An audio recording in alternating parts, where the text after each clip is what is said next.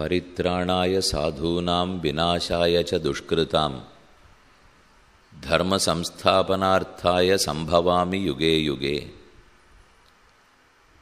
பகவான் ஸ்ரீமன் நாராயணன் இப்பூவுலகத்தில் அவதரிப்பது மூன்று முக்கியமான பயன்களுக்காக. சாதுக்களை ரட்சிக்கவும், துஷ்டர்களை அழிக்கவும், தர்மத்தை நன்கு ஸ்தாபித்து கொடுக்கவும் பகவத் அவதாரம். தர்ம சம்ஸ்தாபனத்தை நல்ல உபதேசங்களின் மூலம் செய்ய வேண்டும். தன்னையே தர்மங்கிறத நாட்டார் புரிந்து கொள்ள வேண்டும் என்பதற்காகவே ஏற்பட்ட சிறப்பான அவதாரம் ஸ்ரீ கிருஷ்ணாவதாரம். எங்கோ பரமபதத்தில் ஸ்ரீ வைகுண்டநாதனாக மேன்மையோடு எழுந்தருளியிருக்கும் பகவான் தன்னுடைய எளிமையை நம்மிடத்தே காட்ட, நம்மோட சேர்ந்து பழகி முன்னுதாரணமாக இருந்து நமக்கெல்லாம் வழிகாட்டுவதற்காக கண்ணனாக அவதரித்தார்.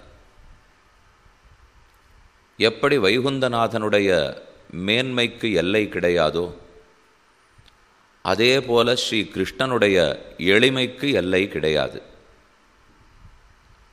பரரூபத்தின் பரத்வத்துக்கும் விபவமான கிருஷ்ணாவதாரத்தின் சௌலபியத்துக்கும் எல்லையே காண முடியாது என்கிறாள் ஆண்டாள் தன்னுடைய திருப்பாவையில். இன்றைய பாசுரம் நாள் பாசுரம், 5வது பாசுரம். இந்த பாசுரம் பூமாதேவி வராகப் பெருமானிடத்தே கேட்டுக்கொண்ட அர்த்தங்களை நம்மிடத்தே வெளியிட்ட பாசுரம். ஏற்கனவே சரித்திரம் சுருக்கமாக சொல்லியிருந்தேன். ஹிரண்யாக்ஷன் பூமி பிராட்டியை கடலுக்குள் ஒளித்து வைக்க அவள் வெகு நாளில் பாசி பிடித்து போனாள். அவளை ரட்சிக்கணுங்கிறதுக்காக பகவான் வராகமாக அவதரித்தார். ஒரு பெரும் கேழல் பன்றி உருவத்தை எடுத்துக்கொண்டு பிராட்டியின் துயர் துடைத்தார். ஹிரண்யாக்ஷனை அழித்து அவளை ரட்சித்தார். அப்போது வராக புராணத்தின் மூலம் எத்தனையோ ஆழ்ந்த அர்த்தங்களை வராகப் பெருமாள் பூமாதேவிக்கு உபதேசிக்கிறார். அந்த உபதேசங்களை கேட்டுக்கொண்டவள் நேர வைகுந்தத்திலிருந்து ஸ்ரீவில்லிபுத்தூருக்கு ஆண்டாளாக அவதரித்தாள். அந்த உபதேசம் மனசு, வாக்கு, காயம், மனம், மொழி, மெய் என்கிற 3 கரணங்களாலும் பகவானையே ஆசிரியிக்க வேண்டும். மனம் அவனை நினைத்து, வாய் அவனை பாடி, கைகள் அவனை தொழ வேண்டும். இதைத்தான் திருக்கரண விருத்தின்னு சொல்லுவார்கள். நாம் ரொம்ப நாட்களாக காலத்திரையேபி கரணத்திரைய நிர்மிதாதி பாபக்கிரியஸ்ய சரணம் பகவக் க்ஷமைவ. மணவாள மாமுனிகள் தன்னுடைய எதிராஜ விம்சத்தியில் சாதிக்கிறார். முக்காலத்திலும் 3 கரணங்களினாலும் 3 வகையான பாபங்களை செய்துள்ளோம். கடந்த காலம், நிகழ்காலம், வருங்காலம். மனம், மொழி, மெய். பகவதபச்சாரம், பாகவதாபச்சாரம், அசஹ்யாபச்சாரம். முக்காலத்தில் முக்கரணங்களினாலும் 3 வகையான பாபங்களை செய்துள்ளோம். இதுக்கெல்லாம் ஒரே வழியாது. அதே எம்பெருமானுடைய திருவடிகளை சரணமாக பற்றி இனி 3 கரணங்களினாலும் மத்தொன்னை நினைக்காமல், பேசாமல், செய்யாமல் அவனையே நினைத்து பேசி செய்ய வேண்டும். இதைத்தான் கண்ணனெம்பெருமான் கீதையின் 9வது அத்தியாயத்தின் கடைசி ஸ்லோகம் பக்தி யோகத்தை விளக்கும் ஸ்லோகம். மன்மனாபவ மத்பக்தா மத்யாஜி மாம் நமஸ்குரு மாமே வைஷ்வசி யுக்தைவ ஆத்மானம் மத்பராயண. மனம் என்னிடத்தே, மொழி என்னிடத்தே, உடல் என்னிடத்தே. என்னை பற்றி நினைப்பவன் மத்தொன்னை மறுக்கிறான். அவனால் என்னை விட்டு பிரிந்து வாழ முடியாது. இந்த உயர்ந்த அர்த்தங்கள்தான் 5வது பாசுரத்தில் சொல்லப்பட்டுள்ளன. ரொம்ப அழகான பாசுரம். பகவான் வைகுந்தநாதனுடைய பரத்வம், கிருஷ்ணாவதாரத்தினுடைய சௌலபியம், 2த்துக்கு நம்மால் எல்லை காண முடியாது. இந்த அர்த்தமும் மனம், மொழி, மெய் ஆகியவற்றால் அவனையே ஆசிரியித்தால் நம் பாபங்களெல்லாம் விலகுகின்றன. என்கிற அர்த்தமும் 5ஆம் பாசுரத்தில் சொல்லப்பட்டது. 5வது பாசுரம் மாயனை மன்னு வடமதுர மைந்தனை தூயவிருநீர் யமுனத் துறவனை ஆயர் குலத்தினில் தோன்று மணிவிளக்கை தாயை குடல் விளக்கம் செய்த தாமோதரனை தூயோமாய் வந்து நாம் தூமலர் தூவித் தொழுது வாயினால் பாடி மனத்தினால் சிந்திக்க போய பிழையும் புகுதருவான் நின்னனவும் தீயினில் தூஷாகும் செப்பு ஏலோர் எம்பாவாய். போய பிழையும் புகுதருவான் நின்னனவும் நாம் ஏற்கனவே தெரிஞ்சு பண்ணியிருக்கிற பாப்பங்கள், இனிமேல் தெரியாமல் பண்ண போகிற பாப்பங்கள், இந்த ரெண்டுமே அழிந்து போகும். செப்பு மாயனை தாமோதரனை செப்பு, மாயனான பகவான் தாமோதரனாக அவதரித்தான்.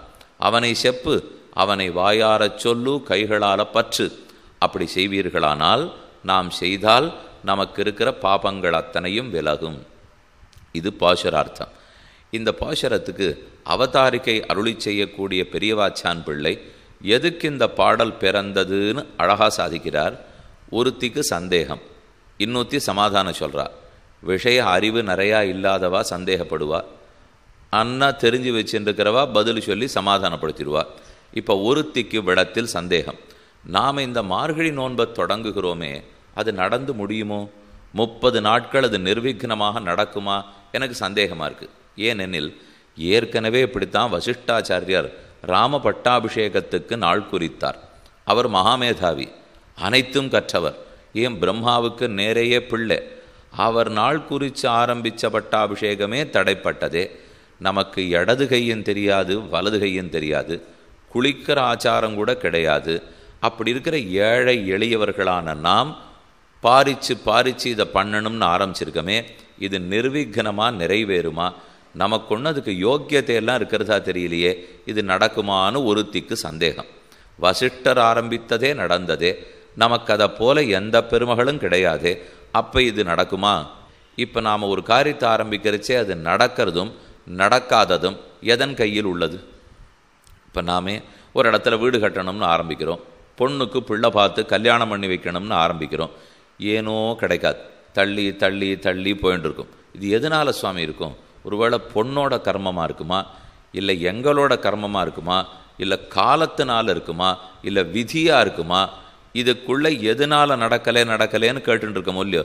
எல்லாத்துக்கும் துளி துளி பங்கு உண்டுன்னு வச்சுங்க.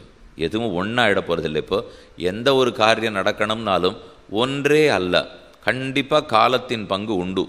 இன்னென்ன காலத்தில் இன்னென்னது நடக்கும்னால், அந்த காலம்னு சொல்கிறது காலம் வந்தாங்கிறது எதை தெரியுமோ பெரியவர்கள்லாம் சொல்கிறா?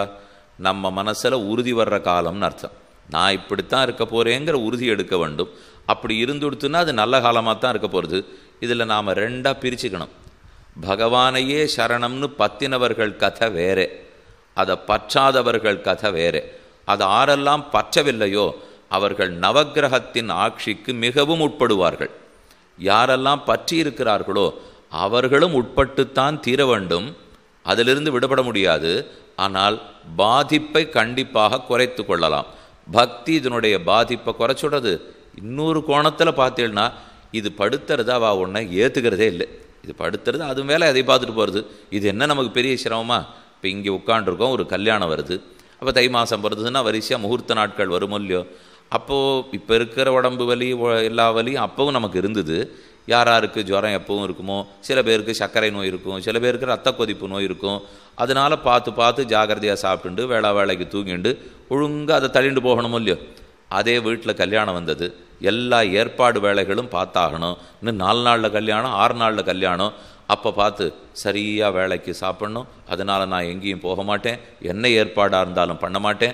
முகூர்த்தம் இத்தனை மணிக்கு வச்சுருக்கு, 9:30லேருந்து 11 முகூர்த்தம்னு சொன்னால், ஆனால் எனக்கு 10:15 சாப்பிட்டு பழக்கம். ஆனால் நடுவில் கொஞ்சம் நிறுத்திட்டு போய் சாப்பிட்டுட்டு வந்துட்டு பாக்கி இருக்கிறத முகூர்த்தம் பண்ணுறேனாரான்னு சொல்லுவாளா?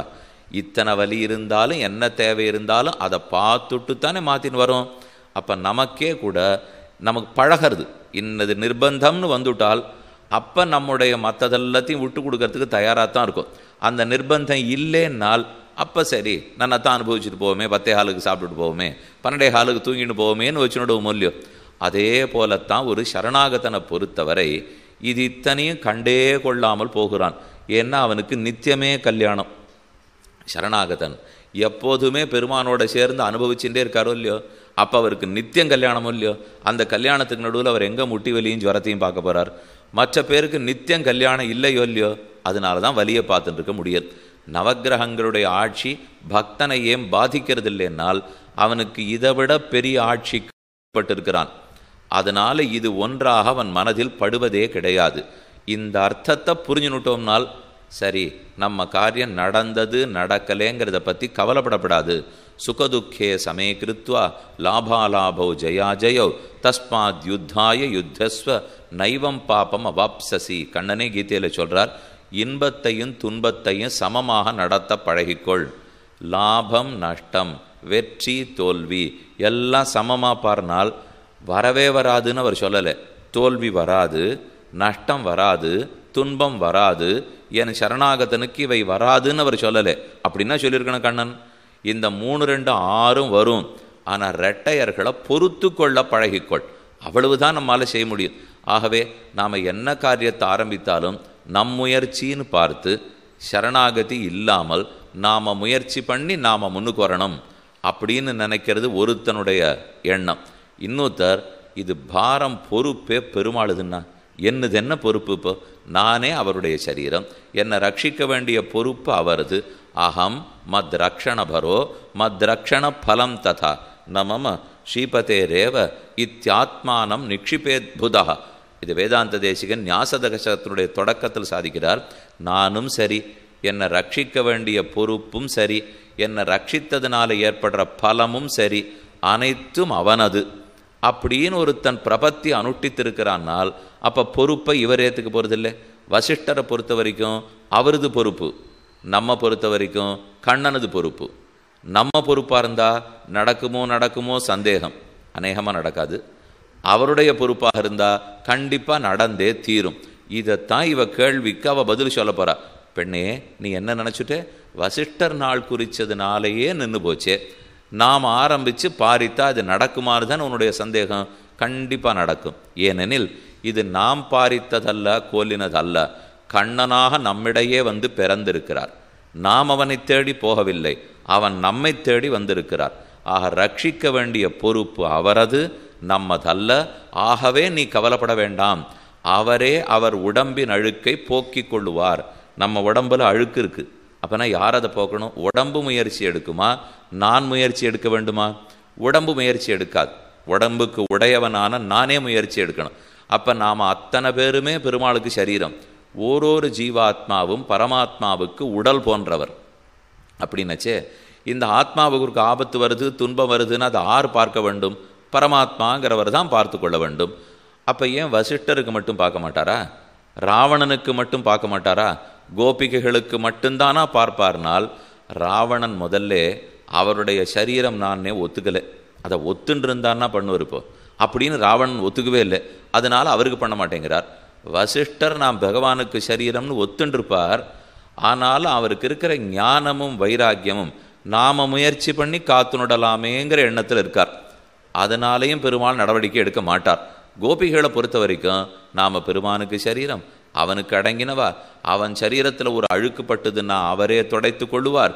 அப்போ நாம் என்ன செய்யணும்னால் தொடக்கச்சே காட்டின்தான் போகிறோம். அது மாட்டேன்னு சொன்னால் என்ன பண்ணுறது சொல்லும்? ஒருத்தர் துடைக்கிறதுக்கு வராருன்னா அழுக்கு இருக்குது தோறும் காட்டுறோம், இந்த தேவரீர் தான் தொடச்சி விடணும்னு சொல்கிறோம். அவர் ஆசையோடு தொடச்சி விட வர்றார், முரண்டு பிடிக்காது இருந்தால் போரும் இல்லையோ. அதனால தான் பிள்ளை உலகாசிரியன் சாதிக்கிறார், பிராப்பியம் நமக்கு கிடைக்கிறது பகவான் அடைந்து அனுபவிக்கிற மூல்யோ. அதற்கு என்னென்ன தேவை? ஆத்ம ஞானமும் அப்பிரதிஷேதமும். ஆத்ம ஞானம்னு சொன்னால் ஜீவாத்மா பரமாத்மாவுக்கு சேஷன், பரதந்திரன், சரீரம் போன்றவன், நியத பிரகாரம் அப்படிங்கிற ஞானம் தேவை. அந்த ஞானத்தோடு கூட அவர் நல்லது பண்ண வரும்போது விலக்காமை தேவை. அவர் நல்லது பண்ண வரச்சே நாம் விலக்கக்கூடாது. இப்போ கஜேந்திராழ்வான் பெருமானை கூப்பிட்டார், ஓடோடி வந்தார், ரட்சித்தார். அப்போ பார்த்து நீ என்னை காப்பாற்றுறதுன்னு முரண்டு பிடித்தால் அப்போ ரட்சிக்க முடியாது. அதே போல் நாமும் முரண்டு பிடிக்காத இருக்கணும். அவர் எப்போதும் ரட்சிக்க காத்துருக்கார், நாம் அதை ஏற்றுக்கொள்ள வேண்டும். ஆகவே பெண்ணே, நீ கவலைப்பட வேண்டாம்.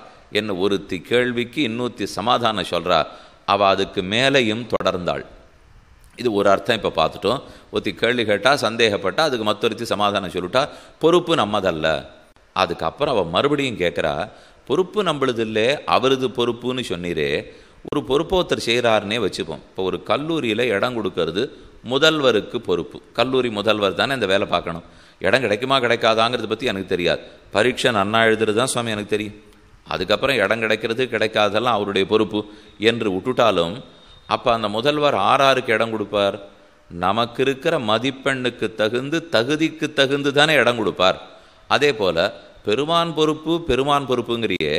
வசிஷ்டரும் பகவானுக்கு பக்தர் தான், நாமும் பகவானுக்கு பக்தர்கள் தான். வசிஷ்டருடைய மதிப்பெண் அதிகம் இல்லையோ? அவர் பெரிய ரிஷியாச்சே, எத்தனை 1000 வருஷம் தபஸ் பண்ணியிருப்பார், நமக்கு ஒன்றுமே தெரியாதே.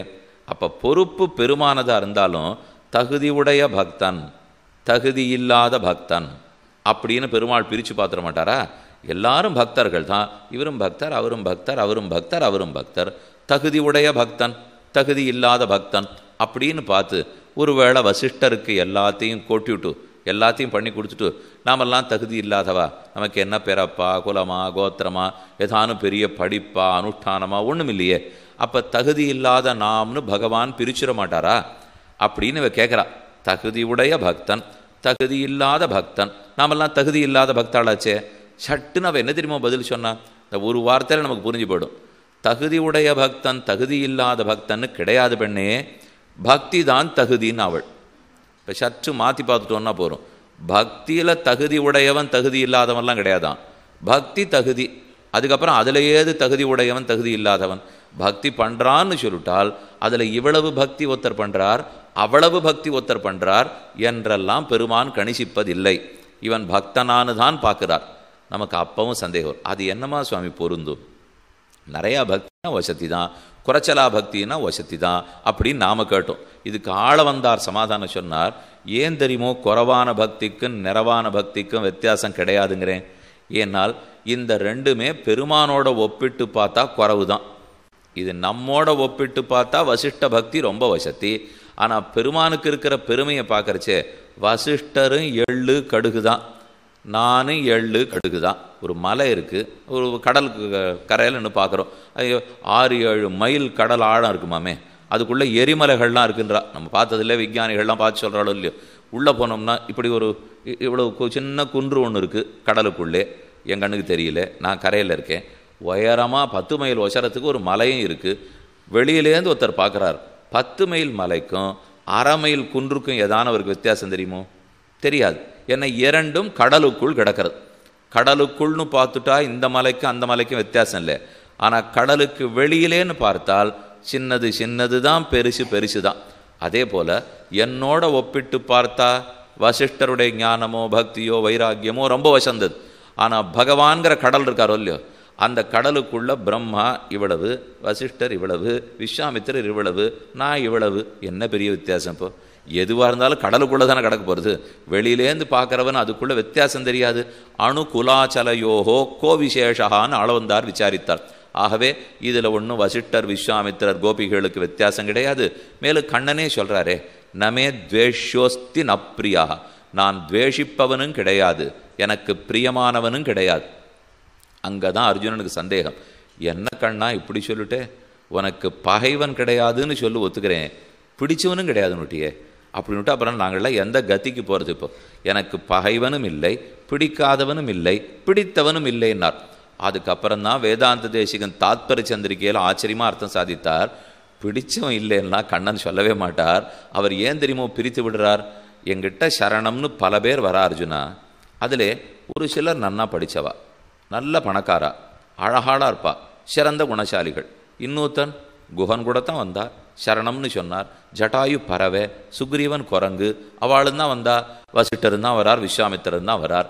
அப்போ எங்கிட்ட சரணம்னு வரும்போது இவன் குலத்தால் உயர்ந்தவன், படிப்பால் உயர்ந்தவன், பணத்தால் உயர்ந்தவன் என்று எனக்கு பிரியமானவன் கிடையாது அர்ஜுனா. கொஞ்சம் சேர்த்துக்கணது, பிரியமானவன் கிடையாதுன்னு அவர் சொல்லவே இல்லை. ஒருத்தன் பக்தனாக வரான், அவன் படிப்பால் குலத்தால் பணத்தால் உயர்ந்தவன் எனக்கு பிரியமானவன் இல்லை. இன்னொருத்தனும் பக்தனாக வரான், அவன் படிப்பால் பிறப்பால் பணத்தால் குறைஞ்சவன்னு எனக்கு பிடிக்காதவன் இல்லைங்கிறார். ஒருத்தன் இதில் குறைஞ்சவன்கிறதுக்காக நான் பிடிக்காதுன்னு நினைப்பியா? தள்ள மாட்டேன். ஒருத்தன் அதில் நிறையா இருக்குங்கிறதுக்காக எனக்கு பிடிச்சிட போகிறதுன்னு நினைக்கிறியா? அப்படியும் கொள்ள மாட்டேன். பின்ன நீ எது கொண்டு கொள்கிறாய்னா பக்தனான்னு பார்த்து கொள்கிறேன். அவ்வளவுதான் நான் ஏற்றுக்க போகிறேனே தவிர, இப்போ நாம் போய் பெருமாளுக்கு முந்திரி பருப்பு சமர்ப்பிக்கிறோம், இன்னொருத்தர் வரார், நம்ம ஒரு சின்ன தங்க மோதிரம் பண்ணி பெருமாளுக்கு சமர்ப்பிக்கணும்னு ஒருத்தருக்கு ஆசை பண்ணி போட்டார். அடியனுக்கு அதெல்லாம் முடியல, போனேன் 2 மல்லிகைப்பூ உதிரி புஷ்பம் வாங்கி அதை அழகாக ஒரு வளையலாட்டம் தொடுத்து கொண்டு போய் சாயங்காலம் சமர்ப்பித்தேன். உடனே அர்ச்சகர் சுவாமி வாங்கி இப்படி சாச்சிட்டார். அதே அந்த தங்க வளையலை போட்டிருந்தீங்கன்னா அது ஜாகிரதை பந்தோபஸ்து போகாதுன்னு உள்ளே வச்சுருவார். அது என்றைக்கோ ஒரு இந்த பக்கம்லாம் தேவையில்லை, இதோ நகரத்துக்குள்ளே இருக்கிற கோவில் சரின்னு சாத்திடுவா. நீங்கள் இங்கேயானு போய் சின்ன கிராம கோவிலில் சமரிச்சு பாருங்க, அங்கே தேரெழுந்தூரில் இருக்கார், திருவள்ளியங்குடியில் இருக்கார், பக்கத்தில் தலைச்சங்க நாள் மதியத்தில் இருக்காருன்னா நம்ம போய் 10 பவுனுக்கு அழகாக ஒரு திருவாபரணம் வாங்கி கொண்டு போய் சமரிச்சா, சுவாமி நாங்கள் பாட்டுக்கு இருக்கோம், திருவாராதனை பண்ணிட்டு போகிறோம், எதுக்கு எங்கள் பாடை இப்போ நீங்கள் ஆபத்தாக்குறீர்கள், ஒரு குந்துமணி போச்சுன்னா நாங்கள் பதில் சொல்லணும்னு அர்ச்சகர் கேட்பறோம் இல்லையோ. அப்போ அவர் சமர்ப்பிக்கிறது 10 பவுன், நான் கொண்டு போய் கொடுத்தது 10 ரூபா. இப்போ இதுக்குள்ள பெருமானுக்கு ஏதான வித்தியாசம் தெரிய போகிறதா? தெரியாது. ஏன்னால் இந்த 10 பவுன்னாலேயும் அவருக்கு பெருமை இல்லை, 10 ரூபானாலேயும் பெருமை இல்லை. லோகத்தில் 10 ரூபாய்க்கும் 10 பவுனுக்கும் ஏன் பெருமை? யாருக்கு அதை கொடுக்குறோமோ அவனிடத்தில் அது இல்லை. ஆகவே இதனால் தான் அவனுக்கு புது பெருமை வந்தாகணும். ஆனால் பெருமான் விஷயத்தில் நாம் கொண்டு போய் சமர்ப்பிக்கச்சே அனைத்தும் உளது. அதனால் இதனால் அவருக்கு ஒரு பெருமை வரப்போகிறதில்லை. எப்போ இதனால் பெருமை வரலையோ அவருக்கு 10 பவுனாக இருந்தானே 10 ரூபாயாக இருந்தானே ரெண்டும் ஒன்றா தான் இட போகிறது. ஆகையாலே ஒன்றும் பெரியவாளாச்சே நீ கவலைப்பட வேண்டாம். நம்ம பக்தியும் கண்ணன் அப்படியே தான் ஏற்றுப்பார், வசிஷ்ட பக்தியும் ராமன் அப்படித்தான் ஏற்றுப்பார். இன்னும் கேட்டால் அவளை அதிகம் பரீட்சை பண்ணி ஏற்றுப்பார். நம்ம பாடு தேவலைங்கிறாவள். ஏன்னா நமக்கு ஒன்றும் தெரியாதுன்றதுனால கண்ணன் ஒன்றும் தெரியாதுன்னு விட்டுடுவார். நன்னா படிக்கிற பிள்ளை, இப்போ எப்போவுமே 30 வாங்கிட்டு இருக்கிற பிள்ளைன்னு வச்சுங்களேன், வாத்தியார் கூப்பிடுறார், 2 கேள்வி கேட்குறார், சுமாராக கேட்டு சுமாராக சொன்ன உடனே 36 போட்டு அனுப்பிச்சிடுவார். அதே 85 வாங்குற பிள்ளை வந்தான்னா அன்னைக்கு இருக்கு அவனுக்கு இன்னுமே இல்லை. அத்தனை கேள்வியும் கேட்டு அவனை 90 தாண்ட விடாத ஒரு வாத்தியார் எவ்வளோ பரீட்சை பண்ணுவார். அப்போ நன்னா படிக்கிற பிள்ளையாக இருந்தால் நிறையா பரீட்சை, குறைச்சலாக படிக்கிற பிள்ளையாக இருந்தால் குறைச்சலாக பரீட்சை. கடைசியில் 2 பேரும் பரீட்சையை தேறிவிட்டாலும் இல்லையோ? இல்லையே சாமி, 90ல் தேறினா வேறு, அது நம்ம வகுப்புலேயே முதல்னு சொல்லுவாளோ இல்லையோ. 90ல் தேறினா வேறு, 35ல் தேறினா வேறு இல்லையா அப்படின்னு கேட்டால் எதுக்காக இந்த வேறேங்கிறத நம்ம சொல்கிறோம். ஒரு லௌகிக திருஷ்டாந்தம் அது. 90னா 90 தான், 35னா 35 தான், அது வேற இல்லையான்னு கேட்குறமோ இல்லையோ. அரசாங்க கல்வி திட்டமே அதை புரிஞ்சுன்னுட்ட தான் இப்போல்லாம் மதிப்பெண்ணை எடுத்துட்டா தெரியுமோ? அது கிடையாது. இப்போ நீங்கள் எந்த பள்ளிக்கூடத்துக்கு போங்கோ, எங்கே போனாலும் மொத்தமாக சேர்த்து இதுக்குள்ளேன்னு போட்டுடுறா. அப்படி தான் இது முதல் வகுப்பு, 2ஆம் வகுப்பு, 3ஆம் வகுப்புன்னு விட்றா. அங்கேயும் உங்களுக்கு சந்தேகம் வரும். இருக்கட்டும், மதிப்பெண்களை கூட எடுத்துருக்கட்டும், ஆனால் முதல் வகுப்பில் தேர்ச்சி பெற்றார், 2ஆம் வகுப்பில் தேர்ச்சி பெற்றார்னு இருக்கேனால் அதெல்லாம் எதுக்கு இருக்குது? இங்கிருந்து ஒரு இடத்துக்கு மேற்படிக்கு போகிறோம், அப்போ எந்த கல்லூரியில் இடம்ங்கிறது அது முடிவு பண்ணும். கல்லூரியிலேருந்து ஒரு இடத்துக்கு வேலைக்கு போகிறோம், அப்போ எந்த இடத்துல வேலை, என்ன சம்பளம்னு முடிவு பண்ணப்படும். இதுக்கு தானே அந்த குறைச்ச படிப்பு மேல் படிப்பு. வேறு எதுலேயும் அதில் வித்தியாசம் பார்க்க முடியாது இல்லையோ. இல்லைன்னா 36 வாங்கி தாண்டி இருந்தால் என்ன சொல்ல போகிறோம், 80 வாங்கியிருந்தால் என்ன சொல்ல போகிறோம். 80 வாங்கினா அந்த கல்லூரி, 36 வாங்கினா இந்த கல்லூரி, இவ்வளோ தானே நம்ம வித்தியாசம் வச்சுன்னு போகிறோம். அதை படித்து முடித்த அப்புறம் வேலைக்கு போகிறச்சே, ஓ புத்திசாலி இந்த வேலை, சுமார் புத்தி இந்த வேலை, இப்படின்னு வித்தியாசம் லோகத்தில் இருக்கவே தானே நம்மளும் வேறுபாடு பார்த்துட்டு இருக்கோம். கண்ணன் ரொம்ப கேலியாக சொல்கிறார், மொத்த வேலையும் என்கிட்ட தான் இருக்கு அர்ஜுனா, எல்லாருக்கும் இவன் படித்து முடித்த அப்புறம் நான் தான் வேலை கொடுத்தாகணும், வெவ்வேறு கல்லூரி கிடையாது, ஒரு படிப்பகம்தான் இருக்குது, ஒரே முதலாளிகிட்ட தான் நீ வேலை பார்த்தாகணும், நானே தான் வேலை கொடுக்கணும். இன்னொன்று, உன் புத்திசாலித்தனத்தால் இங்கே ஆக வேண்டிய வேலை எதுவும் இல்லை, அது எல்லாத்த விட முக்கியம் பகவானிடத்தே. உலகத்தில் என் புத்திசாலித்தனத்தினால தான் நான் முன்னுக்கு வரணும். அந்த நிறுவனம் நன்னா நடக்கணும்னால் நான் தப்பாக பண்ணேன்னா அதுவே போச்சு. நான் எங்கேயானு ஒரு தப்பாக கழுத்து போட்டேன்னா முதலாளி பாடு ஆபத்து தான். இப்போ யார் பாடு இங்கே ஆபத்து கிடையாது இல்லையோ. 35 வாங்கின பக்தன் என்ன பண்ணாலும் அவர் அசைய போகிறதில்லை, 85 வாங்கின பக்தன் என்ன பண்ணாலும் அவர் அசைய போகிறதில்லை. இது ஆடாத ஒரு ஓடம், அசங்காத ஒரு கப்பல், விஷ்ணு போதம். ஆகவே யாரும் ஏறலாம், ஏறினவன் அரங்கணும்னு அவர் சொல்ல மாட்டார். நாமா இறங்கினா இறங்கிக்க வேண்டிதான். எதுக்காக நான் இறங்கணும்னு உட்காண்டா தாராளமாக வைகுந்தம் அடையலாம். ரொம்ப சுலபமான வாழ்க்கை. இதை விட்டுட்டு நாம தான் அதை போட்டு ரொம்ப குழப்பின்னு விடுறோம். இது படிப்பா அது படிப்பா, என்ன படித்தாலும் யார்கிட்டயோ வேலைக்கு போகணும். இங்கே 2வது முதலாளியே இல்லையே, 2வது வேலை கொடுக்குறவரே இல்லையே. ஒருத்தருக்கு தானே நாம் அத்தனை பேருமே சேஷர்கள், மற்ற யாருக்கு நாம் அடிமைப்பட்டவாளே இல்லையே. அப்போ அடிப்படையிலேருந்து பார்த்தீங்கன்னால் ஏன் பக்தியில் உயர்வு தாழ்வு பார்க்கறது இல்லைன்னு தெளிவாக தெரியறது இல்லையோ. பார்க்க வேண்டிய அவசியம் இருக்குல்ல. ஏன்னா மொத்த பேரையும் தம் பெருமையால் அவர் ஏற்றுக்க போகிறாரே தவிர அவனவன் தகுதியால் அவர் ஏற்றுக்கிறது இல்லை. அப்போ எதை எதிர்பார்க்கிறார்? செய்தானா பக்தின்னு வந்தானா, நான் பகவானுக்கு சரீரம்னு ஏற்றுண்டானா, இவ்வளவுதான் பெருமான் பார்க்க போகிறார். ஆகவே வசிஷ்டருக்கும் நமக்கும் வேறுபாடு கிடையாதுன்னு புரிஞ்சுக்கோ. வேறுபாடு இல்லையா? அவரை விட என் பாடு தேவலேன்னு புரிஞ்சுக்கோ. ஏன்னா அவருக்கான பரீட்சை நிறையா, எனக்கு அதை விட பரீட்சை குறைச்சலாக இருக்க போகிறது. ஆசிரித்தர்கள்னு ஆயிடுத்துனால் அப்போ பெருமான் எத்தனை இறங்கி வந்து பார்க்குறார். விஸ்வாமித்திரரை எவ்வளவு பரீட்சை பண்ணியிருப்பார், ஹரிச்சந்திரனுக்கு எவ்வளவு பரீட்சை கொடுத்துருப்பார், எத்தனை பேர் எவ்வளோ பட்டிருக்கா. அதே ஒன்றுமில்லாத சின்ன ஆசிரித்தன் அர்ஜுனன், ஒரு அர்ஜுனனுக்காக தான் எவ்வளவு இறங்கி போய் செய்தார். பகலை இரவாக்கினது. இன்னைக்கு சாயங்காலத்துக்குள்ளே ஜெயத்ரதனை கொன்னுடுறேன்னு இவர் ஷூல் உரைச்சிட்டார், சத்தியபிரதிகம் பண்ணிவிட்டான். மணி 5:45 சூரியன் அஸ்தமிக்க போகிறார். ஒன்றும் அர்ஜுனன் அடித்ததாவே தெரியல. எல்லாரும் பார்த்துட்டு இருக்கா. இன்னும் 10 நிமிஷம் சூரியாஸ்தமனம் ஆச்சுன்னா அர்ஜுனன் பாடு முடிஞ்சது. எல்லாருக்கும் எதிர்பார்ப்பு. கண்ணன் யோசித்தார். சக்கரத்தாழ்வாரை நினைக்க அவர் சூரியனை போய் மறைத்தார். இருள் சூழ்ந்தது, பகல் இரவாக்கப்பட்டது. அஸ்தமிச்சுடுத்துன்னு நினச்சிட்டு துரியோதனன் ஜெயத்ரதன் எல்லாரும் இவன் எப்படி அக்னியில் குதிக்கிறான்னு பார்ப்போன்னு அர்ஜுன மரணத்தை பார்க்க வந்து நின்றார்கள். அது வரைக்கும் கண்ணன் காத்திருந்தார். எல்லாரும் பக்கத்தில் வந்து நின்றுட்டா. சக்கரத்தை பார்த்தார், விலகித்து மறுபடியும் அஸ்தமிக்கலைங்கிறது தெரிஞ்சு போச்சு. ஹே அர்ஜுனா, அதோ சூரியன், இதோ ஜெயத்ரதன், 2 பேரும் பக்கத்தில் இருக்கா பார்த்துக்கோ. சூரியனும் இருக்கார், இன்னும் அஸ்தமிக்கலே. ஜெயத்ரதன் இருக்காருன்னு உடனே ஒரே அம்பு பூட்டினான். ஜெயத்ரதன் தலையை கொய்தான். எங்கோ தபஸ் பண்ணிட்டு இருந்த அவர் தகப்பனார் மடியில் கொண்டு போய் அர்ஜுனன் போட்டுட்டான். சரித்திரம் கேள்விப்படுற மூலியம் இதை வியாக்கியாத்தா சாதிக்கிறார். ஒன்றுமில்லாத ஒரு சின்ன ஆசிரித்தான் அர்ஜுனன் நாளைக்கே ராஜ்யத்தை வாங்கிட்டு ஓடிப்பட போகிறான். ஏதோ கண்ணன்னு சொன்னான்ங்கிறதுக்காக கிருஷ்ணாசிரயாக கிருஷ்ணபலாக கிருஷ்ணநாதாச்ச பாண்டவாக, கண்ணனே நாதன், கண்ணனே ஆசிரியம், கண்ணனே பிராணம் இப்படின்னு அர்ஜுனன் சொன்னான்ங்கிறதுக்காக, அவன் அத்தை பிள்ளைங்கிறதுக்காக எவ்வளவு இறங்கி வந்தார் கண்ணன். அவனுக்காக என்ன வேணா பண்ணுறதுக்கு தயாராக இருந்தாரே. தேரோட்டினார், தூது நடந்தார், அவனை காலை பிடிச்சி விடாத குறை அத்தனையும் பண்ணுறாரேன்னா அப்போ ஆசிரித்தர்களுக்காக இறங்குவார்னு தெரியறது இல்லையோ. விஸ்வாமித்திரையானா தலைகீழ பரீட்சை பண்ணுறார். ஆனால் ஒன்றுமில்லை, நகுல சகதேவாள்கிட்ட ஒன்றுமே பண்ண மாட்டேங்கிறார். அர்ஜுனிடத்தில் எதையுமே காட்டிக்கிறது இல்லை. அதே ஒரு அர்ஜுனனுக்காக தன் வார்த்தையை பொய்த்து கொண்டு தான் பிரதிஜை பண்ணியிருக்கார், ஆயுதம் எடுக்க மாட்டேன்னுட்டு. அந்த வார்த்தை பொய்யானாலும் சரி, பீஷ்மர் வார்த்தை மெய்யாக்குவோங்கிறதுக்காக சக்கரத்தாழ்வார் எடுத்தாரோ இல்லையோ. பகலை இரவாக்கினது, தூது கட்டி கொண்டு கழுத்திலே தூது கட்டி கொண்டு ஓலை கட்டி கொண்டு நடந்தது, செத்தாரை மீட்டது, ஷாவாது நோக்கினது, புருவன் நெறித்த விடத்திலே தேர நடாத்தினது. எத்தனை காரியம் பண்ணியிருக்காருன்னா ஆசிரித்தர்களுக்காக எதையும் செய்வார். பெண்ணே, நாமெல்லாம் ஆசிரித்தர்கள் தானே, கண்ணன் திருவடிகளைத்தானே பற்றினோம். ஆகவே ஒன்றும் கவலை வேண்டாம், கண்டிப்பாக நம்ம காரியத்தை நடத்தி விட்டுடுவார் என்று ஒருத்தி கேள்விக்கு மற்றொருத்தினுடைய சமாதானம். அவள் அப்படியும் விடுறது இல்லை. இப்போ முதல் கேள்வி பார்த்துட்டோம், 2ஆம் கேள்வி பார்த்துட்டோமோ இல்லையோ. அவன் 3ஆவது கேள்வி கேட்டால் வாஸ்தவம் தான். வசிஷ்டாச்சாரியருக்கும் பெருமாள் பரீட்சை வைப்பார், நமக்கு அந்த பரீட்சை கூட வைக்க மாட்டார். நீ சொல்கிறது பெண்ணே எனக்கு புரியுது. ஆனால் வேறொரு விஷயம் எனக்கு புரியல. இப்போ எல்லாருக்கும் கர்மம் இருக்கிறது உண்மைதானே. நமக்கும் கர்மம் இருக்குது, அவருக்கும் கர்மம் இருக்குது.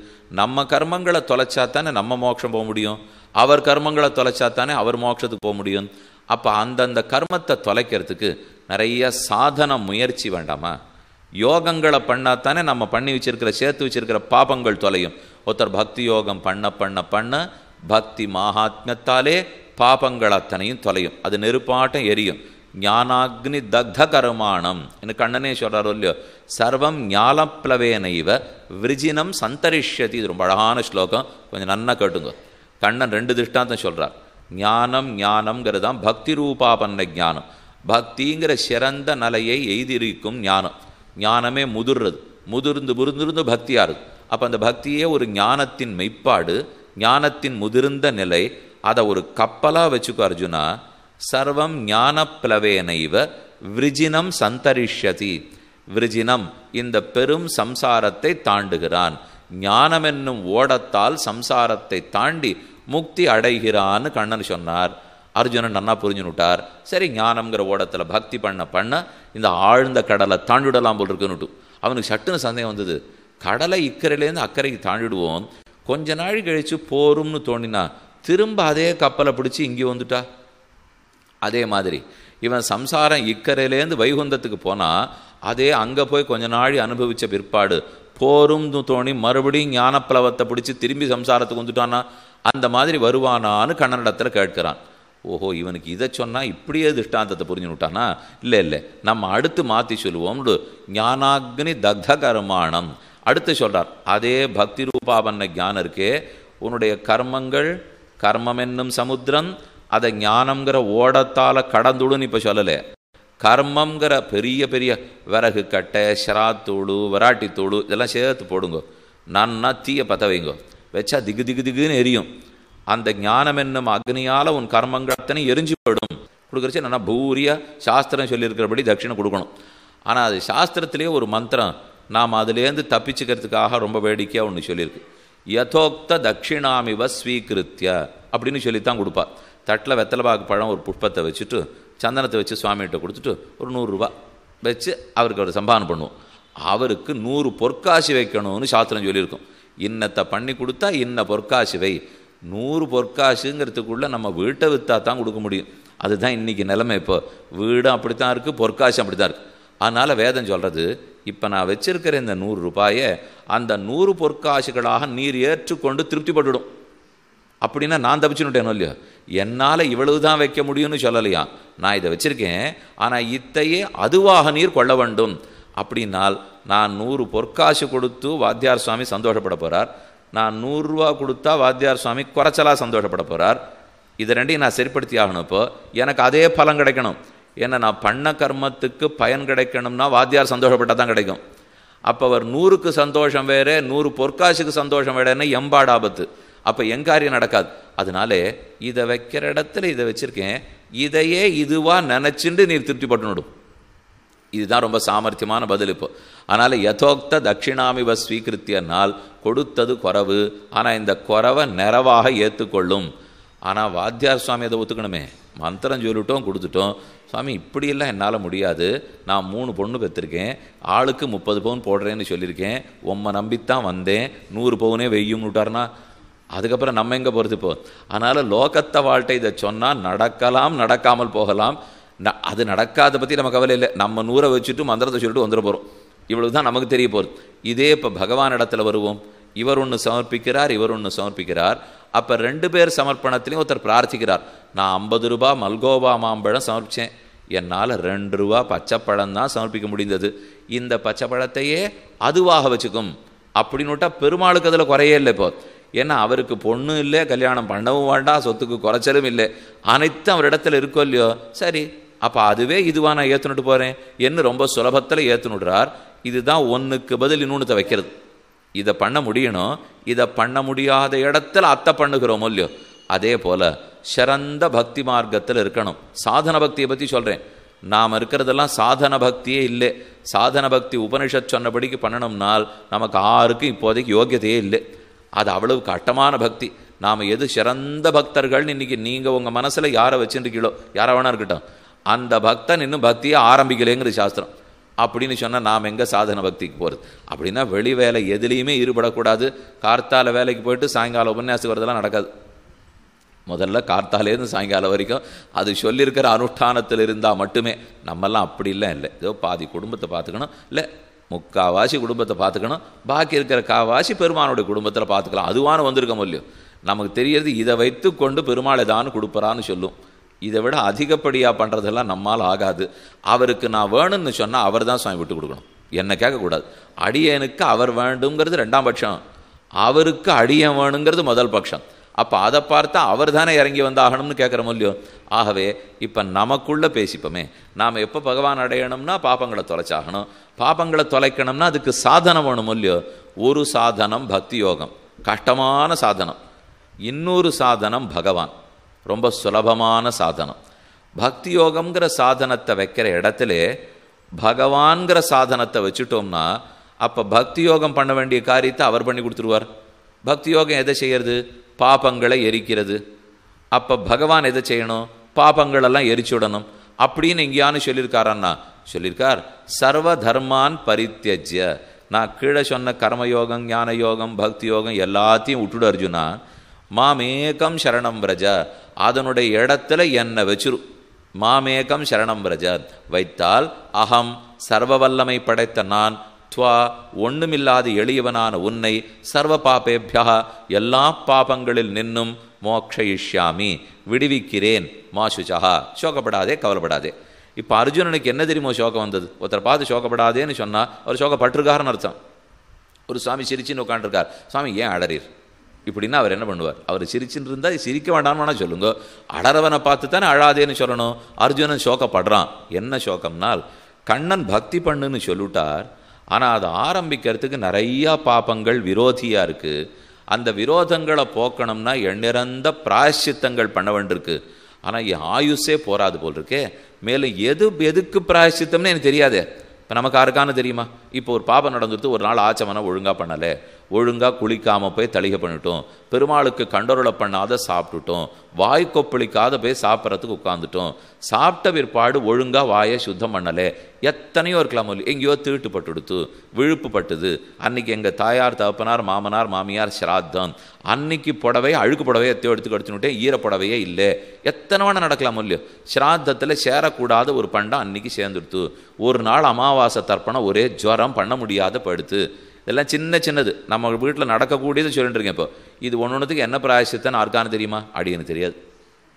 ஆகவே தேடவே இல்லையா நம்ம. அப்போ என்னென்ன தப்பு வந்தால் என்ன பிராயசித்தன்னு தேடலை. இது சொன்னது ஒரு 10,000 இருக்குது. இது மாதிரி ஒரு நாளும் எத்தனையோ பண்ணுறோம், தேடவே இல்லையே. அப்போ இத்தனை பிராயசித்தையும் தேடிண்டா முதல்ல கார்த்தாலையும் சாயங்காலம் உபன்யாசிக்க வர முடியாது. பிராயசித்தம் தான் தேடிட்டு இருப்போம். அதுக்கு தான் கண்ணன் ரொம்ப பயந்து போயிட்டார்.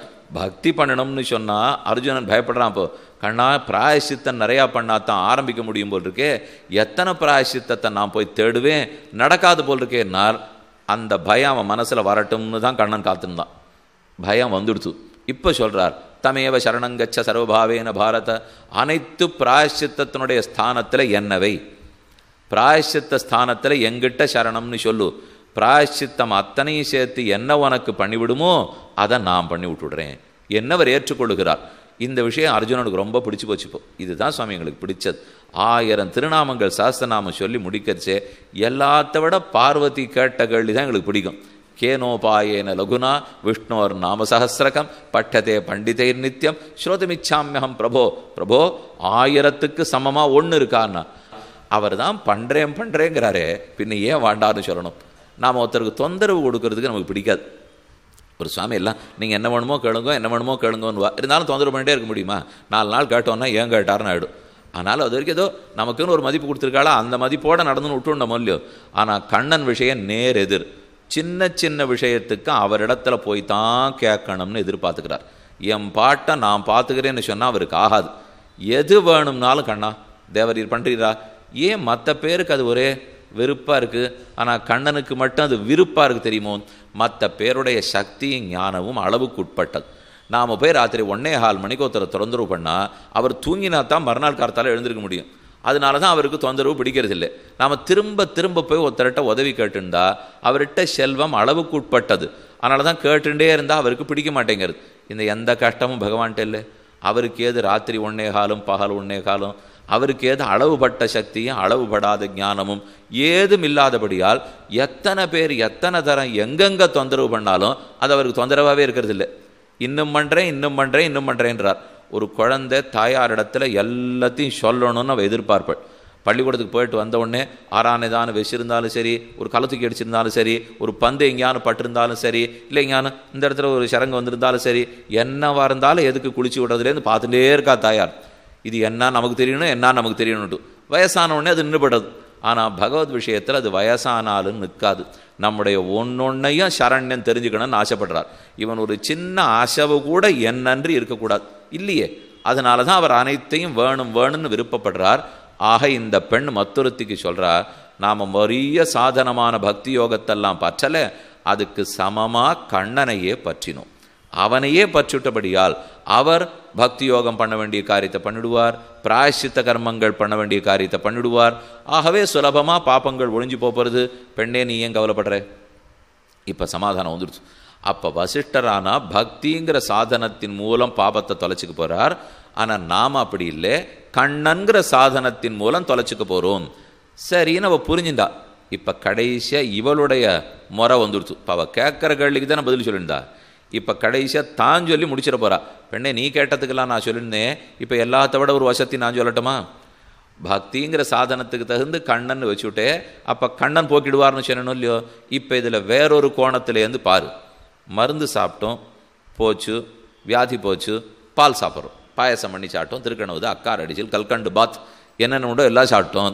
அப்போ மருந்து கசப்பு மருந்து சாப்பிடணும், பத்தியம் இருக்கணும், இதெல்லாம் இருந்து வியாதியை போக்கிக்கணும். அப்புறம் கல்கண்டில் நல்லா பண்ணி பிரசாதம் பண்ணி அக்கார் அடிச்சல் சாப்பிட்டு விடலாம். ஒரு மருந்து ரொம்ப சிரமமாக இருந்தது, அதை மாற்றி, சுவாமி இது எனக்கு முடியல, வேறு ஏதோ பக்க விளைவுகள்லாம் வந்துடுறது, அதனால் மாற்றி கொடுக்குறீரா? சரின்னு இன்னொரு பக்கம் மாற்றி கொடுத்தார். அது வலது கால் வலிச்சது, இது இடது கால் வலிக்கு போகிறது. இவ்வளோ தான் வித்தியாசம் எனக்கு போகிறதே தவிர, ஏதோ ஒன்று மாற்றி கொடுத்தோம்னாலும் எதுவுமே கெட்டது பண்ணாத இருந்துருமா? மருந்து சாப்பிட்டா ஏதோ ஒரு சிரமம் வரத்தானே போகிறது. அதனால் நாம் நினச்சது இந்த மருந்துக்கு பதில் இந்த மருந்து, மருந்து மருந்து தானே. ஆனால் வந்த நோயாளி என்ன கேட்டால், வைத்தியர் இந்த மருந்துக்கு பதில் அதை கொடுக்குறேன்னார். இவன் கேட்குறான், நான் இந்த மருந்து சாப்பிட்டு அஜீர்ண வியாதியை தொலைச்சிட்டு என்ன தெரியுமோ பண்ண போகிறேன் என்னான்னு வைத்தியர் கேட்டார். அக்கார் அடிச்சில் சாப்பிடணும். அதுக்காகத்தான் சுவாமி உங்ககிட்ட மருந்து வேண்டேன். சாப்பிடேன், இந்த மருந்து சாப்பிட ஒத்துக்கலேன்னு சொன்னேன், அந்த மருந்து சாப்பிடேன், முடிச்சுட்டியான அக்கார் அடிச்சில் சாப்பிடலாம். நோயாளி ரொம்ப சாமர்த்தியமாக கேட்டான், எனக்கு அக்கார் அடிச்சிலேயே மருந்தாக கொடுக்க முடியுமா சுவாமி? கொடுத்தீர்னா அது எனக்கு ரொம்ப திருப்தியாக இருக்கும், அதையே மருந்தாக சாப்பிட்டுப்பேன், அதையே விருந்தாக சாப்பிட்டுப்பேன்னா. அப்போ ஒரே வழி, மாயனை தாமோதரனை செப்பு. வைத்தியர் பதில் சொல்லிட்டார், அவர் வேதாந்தி ஆயிட்டார். இத்தனை நாள் வைத்தியராக மருந்து எழுதியிருந்தார். இவன் இதை கேட்டானோ இல்லையோ, நமக்கு மருந்து விருந்தே மருந்தாகணுங்கிறான். அது ஒரே இடத்துல தான் நடக்கும். பக்தி யோகத்தை சாதனமாக பற்றினோம் கஷ்டமாக இருக்கும், பகவான் விருந்து. அப்போ இந்த மருந்தை சாப்பிட்டு விருந்துக்கு போனோமோ இல்லையோ, இப்போ நாம் தான் விருந்தையே கொண்டு மருந்து இடத்த வச்சுட்டோமோ இல்லையோ. ஏன்னா பக்தி ஸ்தானத்தில் பெருமானையே சாதனமாக படுத்திட்டோம். அப்போ அவர் தான் இத்தனை விருந்தாக இருந்தார். அப்போ அந்த விருந்தை கொண்டு மருந்தாக வச்சுட்டால் மருந்தும் விருந்தும் ஒன்றாயிடுறது. அப்போ அக்காரடிசியில் சாட்ட அஜீர்ண வியாதியை போக்கிண்டு அக்காரடிசிலேயே சாப்பிட்டு தூங்கிப்பட வேண்டியதான். இது ரொம்ப சுலபமான வழியாக இல்லை இப்போ. ஏன்னா மற்றதெல்லாம் மருந்தை சாப்பிட்டு கஷ்டப்பட்டுட்டு விருந்துக்கு வரணும். ஆனால் இது விருந்தே மருந்தாக போச்சு. கண்ணனையே தொழுகிறோம், அவரே மருந்து, அவரே விருந்து. நிர்வாணம் பேஷஜம் பிஷக்கு சாஸ்திரநாம சொல்கிறது இல்லையோ, பேஷஜம் அவர் தான், மருந்து அவர் தான், பிஷக் அவர் தான், வைத்தியரும் அவர் தான். வைத்தியரும் மருந்து லோகத்தில் ஒன்றா இருக்கவே முடியாது. மருந்து வேறே, வைத்தியர் வேறே. ஆனால் இங்கே வைத்தியோ நாராயணோ ஹரிஹி, மருத்துவனாய் நின்ன மாமணி வண்ணன், அவரே தான் நமக்கு மருந்து கொடுக்கிறார். தானே மருந்தாக இருக்கார், தன் திருவடிகளையே மருந்தாக கொடுக்கிறார். ஆகவே மாயனை தாமோதரனை செப்பு, செப்பினால் அவனையே மருந்தா சாப்பிட்டால் போயபழையும் புகுதருவான் நின்னனவும் தீயினில் தூஷாகும். பாட்டு எவ்வளவு பொருந்துறது பாருங்க. பகவானையே மருந்தா பிடிச்சிக்கோ, அவரே தான் விருந்து, விருந்த மருந்தா வச்சுக்கோ. அப்போ உன்னுடைய வியாதி அத்தனையும் தீர்ந்து பட போகிறது, கவலைப்படாதே. இதுக்கு ஒரு திருஷ்டாந்தம் சொல்றார். பித்தம் ஒருத்தனுக்கு தலைக்கேறி இருக்கு அப்படின்னா என்ன செய்யலாம்னு, பால் சாப்பிட்டா பித்தம் சரியா போடும். சரின்னு பாலை சாப்பிட்டா பித்தம் சரியா போச்சு. இப்போ என்ன பண்ண போறீர்னா, பாலில் பாயசம் பண்ணி சாப்பிட போகிறேன். அப்போ பாலே தான் மருந்து, பாலே தான் விருந்து. எப்படி பால் மருந்தும் விருந்துமா இருக்குமோ, பாலே போல் சீர் கண்ணன் பாலென்கோ நான்கு வேத பயனென்கோ நுடங்கு கேள்வி இசையென்கோ இவற்றுள் நின்ற மேலென்கோ சாதி மாணிக்கமென்கோ செவிகொள் பொன் முத்தமென்கோ சாதினல் வைரமென்கோ கண்ணனை கூமார் அறிய மாட்டேன். ரொம்ப ஆச்சரியமாக 10 பாசுரம் நம்மாழ்வார் பாடியிருக்கார். இவனை வைரம்னு சொல்லுவேனா, முத்துன்னு சொல்லுவேனா, மாணிக்கம்னு சொல்லுவேனா, பூமின்னு சொல்லுவேனா, அப்புன்னு சொல்லுவேனா, ஆகாசம்னு சொல்லுவேனா, இவனே தான் அச்சுதன் அமலனென்கோ அடியவர் வெனகெடுக்கு நச்சுமா மருந்தமென்கோ நலங்கடல் அமுதமென்கோ அச்சுவை கட்டியென்கோ அரிசுவை தேரலென்கோ கனியென்கோ பாலென்கேனோ 4 வேத பயனென்கோ வேதமா கனியா பாலா கருப்பஞ்சாரா ஏதுன்னு சொல்ல முடியலன்னா அவரே தான் மருந்து. மருந்து இருக்கிறச்சேவே கரும்பு சாரா இருக்கார் இல்லையோ. ஆகவே மாயனை தாமோதரனை செப்பு, மருந்தா பிடிச்சுருக்கோ, ஆனால் அவர் தான் விருந்தா இருக்கார். போயபழையும் புகுதருவான் நின்னனவும் தீயினில் தூஷாகும். நீ பண்ணிருக்கிற பாபங்கள், பண்ண போகிற பாபங்கள் அனைத்தும் தூசியாக படும், கவலைப்படாதே என்னிவ சமாதானம் சொல்கிறாள். இதனால் தான் இந்த பாடலே பிறந்தது. அவதாரிக்கையில் பெரியவாச்சன்கள் சாதிக்கிறது. எந்த சந்தர்ப்பத்தில் இந்த மாயனை பாசுரம் பிறந்ததுன்னு பார்க்கணும் இல்லையோ. இனி பாசுரார்த்தம்: மாயனை மண்ணு வடமதுர மைந்தனை தூய பெருநீர் யமுனத்துறவனை ஆயர்குலத்தினில் தோன்று மணிவிளக்கை. மாயனை பாட்டு தொடக்கம், தாமோதரனை பாட்டு முடிவு. முதல்ல இந்த ரெண்டையும் சேர்த்துங்கோ. என்ன சொல்ல வராள்னால், மாயனை ஆச்சரியமான சேஷ்டிதங்களை உடையவனை, மண்ணு வடமதுரை மதுரையை விட்டு விலகாமல் ஒரு ஜென்மத்திலையும் பகவானுக்கு மதுரையோட சம்பந்தம் உண்டாம். முதல்ல வாமனமூர்த்தியினுடைய ஆசிரமமாக இதுதான் இருந்துதான். அப்புறம் சத்ருகனுடைய படை வீடாக இதுதான் இருந்துதான். ஒரு யுகத்தில் சொல்கிறார், வாமனாவதாரம் கிருதயுகம், சத்ருகனன் திரேதாயுகம், கண்ணன் துவாபர யுகம். அப்போ யுகந்தோறும் மதுரைக்கும் பகவானுக்கு சம்பந்தம் இருக்கும் இல்லையோ, அதான் மண்ணு வடமதுரை. மன்னி இருக்காருன்னா விலகாமல் இருக்காருன்னு அர்த்தம். பகவத் சம்பந்தம் மாறாத ஊர் மாயனை மண்ணு வடமதுரை மைந்தனை. இப்போ நம்ம கீழே என்ன பார்த்தோம், பகவானை அனுபவிக்கிறோம். அந்த பகவத் அனுபவமே மருந்தா இருக்கு, பகவத் அனுபவமே விருந்தா இருக்கு. அப்போ அவர் நம்மளை விட்டு விலகிறதே இல்லை. மண்ணு வடமதுரை மைந்தன். நாம் கண்ணனை அனுபவிப்போம். அந்த அனுபவமே நமக்கு பாபங்களையும் போக்கிக்கும், அந்த அனுபவமே நமக்கு ஆனந்தத்தையும் கொடுத்துரும். பாவத்தை போக்குறதுக்கு ஒரு மருந்துக்கு, ஆனந்தத்துக்கு இன்னொரு மருந்தும் தேடிட்டு போக வேண்டாம். அவரே தான் பாபத்தையும் போக்குவார், அவரே தான் ஆனந்தத்தையும் ஊட்ட போகிறார். பிராபகமும் அவரே, பிராப்பியமும் அவரே, மருந்தும் அவரே, விருந்தும் அவரே. இது அவதாரிக்கையில் பார்த்தோம். மண்ணு வடமதுரை மைந்தனை, மதுரையை விட்டு விலகாமல் இருப்பவரை, பகவத் சம்பந்தம் மாறாத ஊர். மண்ணு வடமதுரை மைந்தன்னா மிடுக்கன்னு அர்த்தம். எப்பவுமே கண்ணனுக்கு கொஞ்சம் செருக்கு அதிகம். அவர் நடக்கிற நடையை பார்த்தாலே தெரியுமா. ராமன் எப்பவும் ஒரு சக்கரவர்த்தி எப்படி நடப்பார். ஆனால் ஆறானும் பெரியவாளை பார்த்துட்டு ரொம்ப வினயத்தோடு தான் நடப்புறான். அதெல்லாம் கண்ணனுக்கு இல்லைன்னா அவர் நடக்கிறது ஒரு மேனாணிப்பு. அப்படி போகிறாளோ இல்லையோ, அந்த போகிற வேகத்தை பார்த்தாலே, இந்த சில பேர் வண்டியெல்லாம் ஓட்டின்னு போகிற பாருங்க, அவளை பார்த்தாலே தெரியும், ஓ எல்லாம் கிருஷ்ண வம்சம் போல் இருக்குது, அதனால தான் இப்படிலாம் அவள் ஓட்டின்னு இருக்கான்னு தோணி படுப்போம். அப்போ மண்ணு வடமதுரை மைந்தன்னா மிடுக்கன் சிறுபிள்ளைன்னு சொல்லலாம். இந்த பிள்ளைத்தனத்துக்கே ஒரு தெரியாத செருக்கு இருக்கும் பாருங்க. அதை போல மண் சர்வேஸ்வரன் பிறந்திருந்தா இருக்காதா, நமக்கே இருக்கு பாதி நாள். அப்படி இருக்கிறச்சு அவர் மகனொருவர்க்கல்லாத மாமேனி வண்ணன், அவருக்கு இருக்கிற செருக்கு. மண்ணு வடமதுரை மைந்தனை, தூய பெரு நீர் யமுனை துறைவனை. தூய பெரு நீர், நீருக்கு தூய்மையாவது எது? எப்பவும் கண்ணனும் கோபிகைகளும் ஜலக்கிரீடை பண்ணிட்டு அதில் தான் வாய் கொப்பளிக்கலாம். வாய் கொப்பளித்ததை பிடிச்சி இந்த பாத்திரம் தானா யமுனை. நம்ம பெருமாளுக்கு திருவாராதனம் நினச்சே அர்க்கியம் சமர்ப்பிக்கிறோம், பாத்தியம் சமர்ப்பிக்கிறோம், ஆச்சமனியம் சமர்ப்பிக்கிறோம். அந்த தீர்த்தத்தை உத்தரிலேருந்து கொண்டு ஒரு பாத்திரத்தில் சேர்க்கணுமோ இல்லையோ, அதுக்கு படிக்கம்னு பேர். வாய் கொப்பளித்து விழுகிற நீரை பிடிச்சிக்கிறதோ இல்லையோ, பத்தத்து ஜலத்தை விழக்கூடிய தண்ணீரை கிரகம் பிடிச்சிக்கிறதுனால பத்தத் கிரகம் படிக்கம் என்றதுக்கு பேர் வச்சிருக்கா. இதை பற்றி குலசேகராழ்வார் பாடியிருக்கார். மின்பட்ட சுடராழி வேங்கடக்கோன் தான் உமிழும் பொன்வட்டில் பிடித்து உடனே புகப்பெறுவேன் ஆவேனே. எனக்கு வேற எதுவும் வேண்டாம், திருவேங்கடமுடையான் ஆஸ்தானத்தில் பெருமாள் வாய் கொப்பளிக்கு நீரே பிடிச்சிக்கிற வெள்ளி பாத்திர கைங்கரையும் தங்க பாத்திர கைங்கரையும் அடியன்ட்டு கொடுத்துருக்கோம். அதை பிடிச்சின்னு நான் நிற்கிறேன், அவர் வாய் கொப்பளிப்பார். அந்த தீர்த்தத்தை எல்லாரும் நாம் எடுத்துக்கணும். இந்த ராஜா தன்மை எனக்கு வேண்டாம், எனக்கு அந்த தொண்டு வேணும்னு குலசேகரர் பெருமாள் திருமொழியிலே செடியாய வல்வினைகள் தீர்க்கும் திருமாலே ரொம்ப ஆச்சரியமான 10 பாசுரம் பாடியிருக்கார். எதுக்கு சொல்ல வந்தேன், இந்த யமுனைக்கு தூய்மை எது தெரியுமோ, கண்ணன் எப்பவும் அதில் தான் வாய் கொப்பளிப்பான். ஒரு பாத்திரத்தில் வாய் கொப்பளிச்சாலே தூய்மை தீர்த்தம்னா ஒரு நதியே இப்போ படிக்கும். அப்போனா அதுக்கு எவ்வளவு பெருமை இருக்கும். அந்த நதி முழுக்க தூய பெருநீர், தூய்மை பெருத்திருக்கிற நீர். யமுனாஞ்சாதி கம்பீராம் நானாவர்த்த ஜஷாகுலாம் என ரொம்ப கப்பும் கரையுமா சுழியெடுத்து கொண்டு ஓடும் நீர் தூய பெரு நீர் யமுனை. யமுனை எப்பவும் கருப்பாக இருக்கும், ஆனால் கிருஷ்ணன் திருமேனி பட்டு அது கருத்து. இதை லக்ஷ்மி நேத்ரோத்பல ஸ்ரீஹி சதத பரிச்சயாத் ஏஷ சம்வர்தமான நாபீனாலி கரிங்கன் மதுகரபடலி தத்தஹஸ்தா வலம்பா அஸ்மாகம் சம்பதோகான் அவிரதுளசி தாமசஞ்சாத பூமா கலையது. வேதாந்த தேசிகம் ரொம்ப ஆச்சரியமாக சாதிக்கிறார். ஏன் இந்த யமுனை கருப்பாச்சு? கண்ணன் தீர்த்தமாடி அவர் திருமேனி கருப்பு அதில் ஏறெடுத்து போல் இருக்குன்னா, கண்ணன் ஏன் கருப்பானார்? யமுனேனை குளிச்சு கருப்பாயிட்டார். இப்போ இதனால அவர் கருப்பானாரா, அதனால இதுவா? துளசியை சாத்தின்னு கருப்பாயிட்டார் போல் இருக்கு. கருக்கண்ணி மையாரும் கருங்கண்ணி, மகாலட்சுமி தேவி சத்யபாமையோ அல்லது ருக்மிணியோ கருப்பு கண் இருக்கிறவாளாம். அந்த கருவிழியால் பார்த்து வெச்ச கண் எடுக்காத பார்த்து கருப்பாயிட்டார்.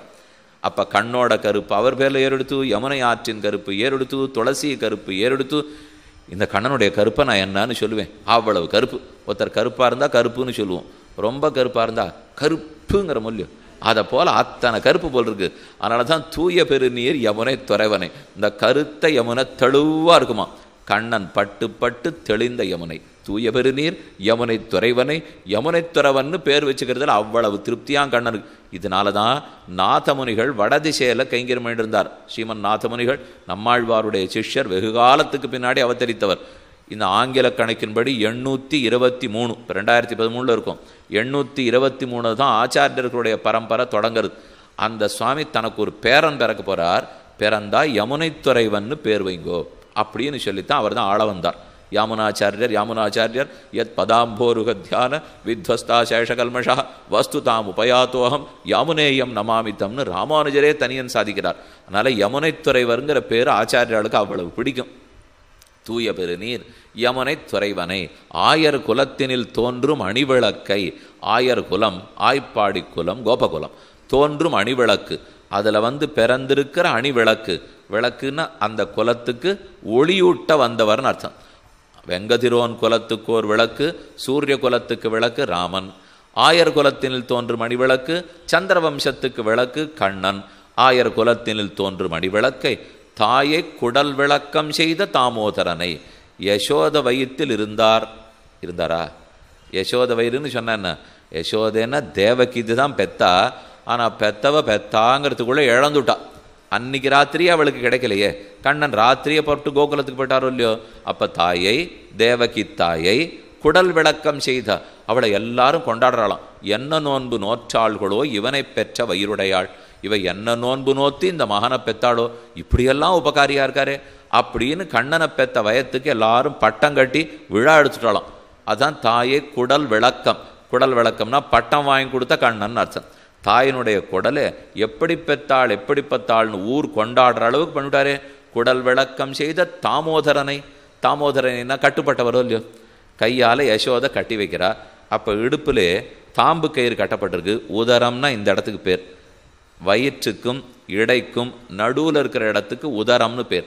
அந்த உதரத்தில் தான் வைத்து கட்டினா. பிரேம்னா அத தாம பரிணாம ஜுஷா பபந்த, அப்படி யசோத பிராட்டி கட்டி வைக்க தாமோதரன்னு பேர் வந்தது இல்லையோ.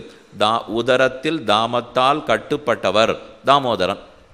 இப்போ தாயை குடல் விளக்கம் செய்த தாமோதரனால் கண்ணன் அவளுக்கு ஒரு பட்டம் வாங்கி கொடுத்தானான். இந்த பிள்ளை நன்னா படித்த பிள்ளை, ரொம்ப பண்பாளனான பிள்ளை, இதெல்லாம் அவன் பட்டம் வாங்கலை. அப்படி தானே நம்ம எதிர்பார்ப்போம். நம்ம பிள்ளை நல்ல பேச்சாளனாக வரணும், நல்ல பண்பாளனாக வரணும், பள்ளிக்கூடத்துக்கு போனால் நற்சான்றிதழ் இதெல்லாம் 12 வருஷத்துக்கு சேர்த்து வாங்கிட்டு வரணும், இதெல்லாம் நம்ம எதிர்பார்க்குறோமோ இல்லையோ. அவள் யசோதை எதிர்பார்த்தாலோ இல்லையோ, கண்ணன் ஒரு புது சான்றிதழ் ஒரு கொடுத்தாராம். என்னென்னால் இதோ அவள் கையால் தாம்பால் கட்டுப்பட்டவர், இதானே அவர் வாங்கி கொடுத்தார். ஏன் இது என்ன பெரிய பட்டமானா, லோகத்தை முழுக்க இவர் கட்டி வச்சு தான் இவருக்கு பழக்கம். ஆனால் இவரே அவ கையால் கட்டுப்பட்டாரோ இல்லையோ, அதுதான் குடல் விளக்கம் செய்த தாமோதரனை. அப்போ தாமோதரன்கிற பட்டம் வாங்கினார். அந்த பட்டத்தினால பெருமாருக்கு இப்போ யசோதைக்கு அவ தானே சர்வேஸ்வரனையே கட்டி வச்சார். லோகத்தையே கட்டி வச்சவனை போய் தான் ஒரு நாள் கட்டி வச்சிருக்காள்னால் அப்போ அந்த அம்மாவுக்கு எவ்வளவு ஏற்றம் இருக்கும். அதனால தான் தாயை குடல் விளக்கம் செய்த தாமோதரனை தூயோமாய் வந்து நாம் தூமலர் தூவித்தொழுது. நாம் தூயோமாய் வரணும், வேற எதையும் எதிர்பார்க்காத அவனிடத்தில் வர வேண்டும். தூமலர் தூவ வேண்டும். தூய மலர்னால் எந்த புஷ்பமாக வேணா இருக்கலாம், ஆனால் அந்த புஷ்பத்தை சமர்ப்பிச்சுட்டு அதுக்கு பதிலாக காசு கொடுப்பியான்னு கேட்காத பூவாக இருக்கணும். அனன்ய பிரயோஜனமான புஷ்பமாக இருக்கணும். தூய மலர்னா என்னன்னா அலம்பி கொண்ட மலர்னு அர்த்தம் இல்லை, ₹1 பதில் 10 ரூபா கொடுத்து வாங்கின பூன்னு அர்த்தமா, அதெல்லாம் அவர் எதிர்பார்க்கவே போகிறதில்லை. தூய மலர்னால் நம்ம இடத்துல வேற ஒரு விருப்பம் இல்லாமல் இந்த மலர் கண்ணன் திருவடிகளுக்கே, கண்ணன் தோளுக்கே, கண்ணன் முடிக்கே, இது அவனுக்கு இருக்கிற அழகு அவனு தான் அப்படின்னு பார்த்து ஆனந்தப்படுறதுக்காக மட்டுமே இடப்பட்ட மலர். தூய பெருநீர் யமுனை துறைவன் நாங்களும் தூயோமாய் வந்தோம், தூமலர் தூவி தொழுதோம். தொடர்றது கையால் பண்ணுறது. தூமலர் தூவி தொழுது வாயினால் பாடி, தொழுததோடு நிற்காமல் வாயார அவன் நாமங்களை பாடி, வாயினால் பாடி மனத்தினால் சிந்திக்க, வாயில பாடினதோடு நிற்காமல் மனத்தால் நன்கு அவனை பற்றி நினச்சி மனத்தினால் சிந்திக்க போய பிழையும் ஏற்கனவே தெரிஞ்சு பண்ணியிருக்கிற பாபங்களும் போடும். புகுதருவான் நின்னனவும் இனிமே தெரியாத்தன அறியாத்தனத்தால் பண்ண போகிற பாப்பங்கள் இருக்கே அதுவும் போடும். தீயினில் தூஷாகும், தீயிலிட்ட பஞ்சு போலே போகும். மாயனை தாமோதரனை செப்பு போயபடையும் புகுதருவான் நின்னனவும் தீயினில் தூஷாகும். ஆகவே தாமோதரன வாயினால் பாடு, மனத்தினால் சிந்திப்பாய், தூமலர்களை கொண்டு அர்ச்சனம் பண்ணுவாய்னு சொன்னது பாசுரத்தின் பதவுரை.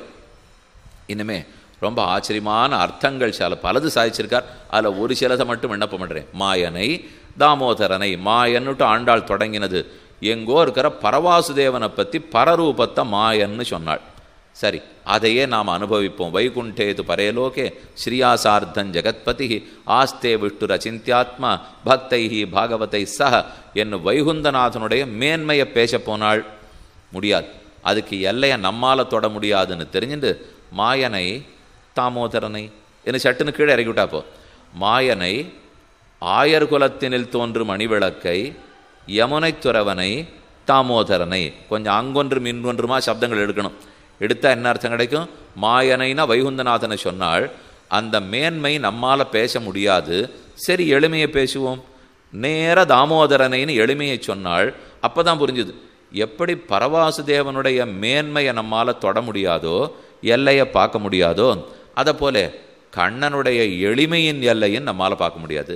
அந்த அதுக்கு மேலேயும் நமக்கு தெரியாது, இதுக்கு கீழ் எல்லையும் நமக்கு தெரியாது. ரெண்டும் தெரியாதே. இப்போ இந்த மாதமே இப்போ சங்கீத கச்சேரி எல்லாம் நடக்கிற மாதம் இல்லை, எங்கே பார்த்தாலும் அவள் சபா வச்சுருக்கா, நன்னா பெரிய பெரியவாளை கூப்பிட்டு போடுவா, அவள்லாம் பாடிட்டுருப்பா. அது நன்னா தொண்டை ஒரு 10 கச்சேரி வரைக்கும் நன்னா போகும். அதுக்கப்புறம் கொஞ்சம் லேசாக அப்படி கரகரக்க ஆரம்பிக்குமோ இல்லையோ, அப்போ பார்த்தீங்கன்னாலே தெரியும் அவள் எந்த கட்டையில் எடுக்கிறாங்கிறதுலேருந்தே இது தெரிஞ்சு போயிடும். ஓஹோ, இன்றைக்கி ஏதோ கொஞ்சம் சுவாமிக்கு தொண்டை சரியில்லை போல் இருக்குது. அப்போ ஒரு உச்சஸ்தாய்க்கு போகணுமோ இல்லையோ, அவள் எடுத்த கட்டை ஒரு கட்டை மேலே எடுத்துருவா. எடுத்ததுனால மேலே கடைசி ஸ்தானத்தை பிடிக்க முடியாது. பிடிக்க முடியாதுன்னா அப்படின்னு கை காட்டிவிடுவா. கை காட்டிவிட்டா மேலே பிடிச்சாச்சுன்னு அர்த்தம். அதே போல் கீழ்கட்டையாக இருந்தால் கீழ்ஸ்தாயை எடுக்க வராது. கீழே எடுக்க வர இப்படின்னு கை காமிச்சுட்டா எடுத்தாச்சுன்னு அர்த்தம்.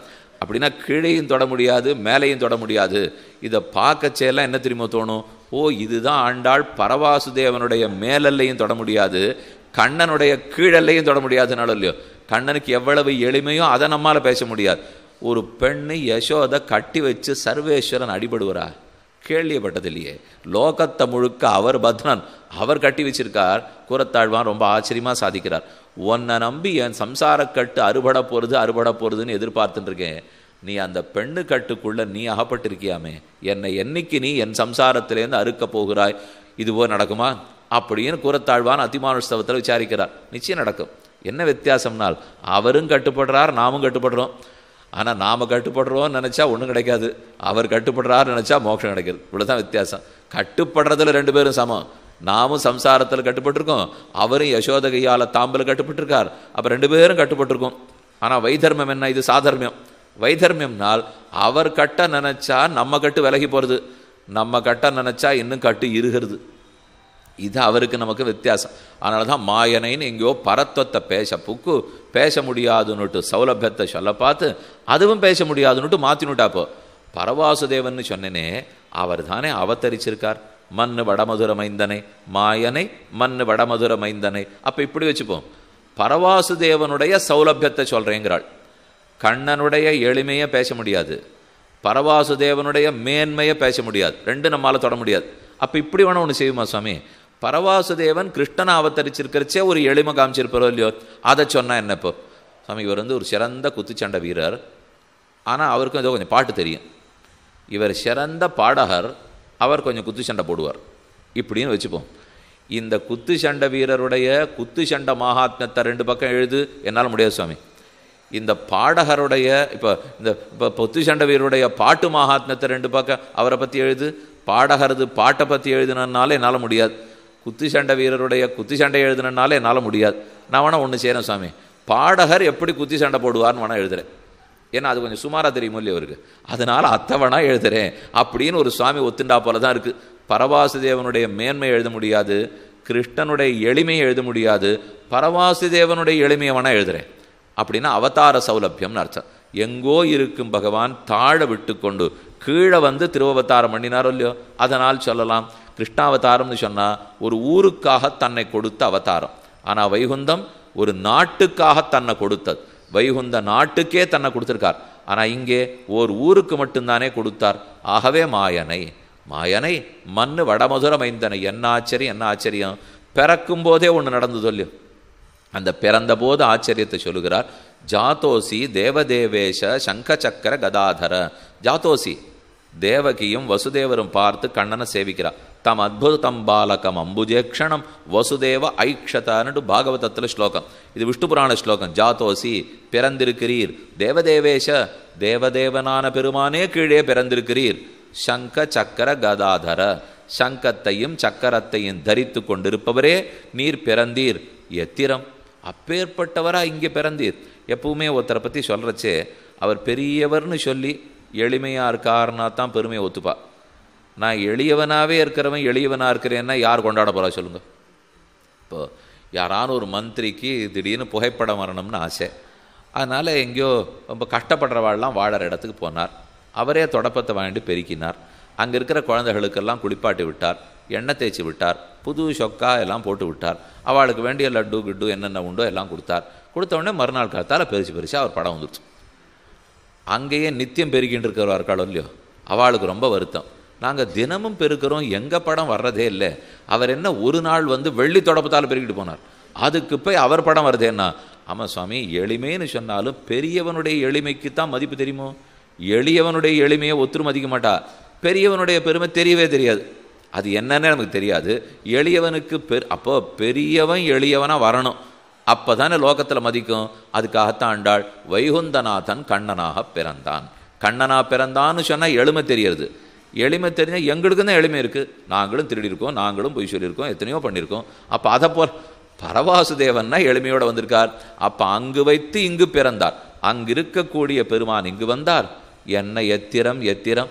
பத்துடை அடியவர் கெளியவன் பிறர்களுக்கரிய வித்தகன் மலர்மகள் விரும்பும் நமரும் பெறலடிகள் மற்றொரு கடைவெண்ணை களவினில் உறவடை ஆப்புண்டு உரலினோடு இணைந்திருந்தேங்கிய எளிவே எத்திரம்னு நம்மாழ்வாருடைய திருவாய்மொழியில் முதல் 10 3ஆம் திருவாய்மொழி முதல் பாசுரம்.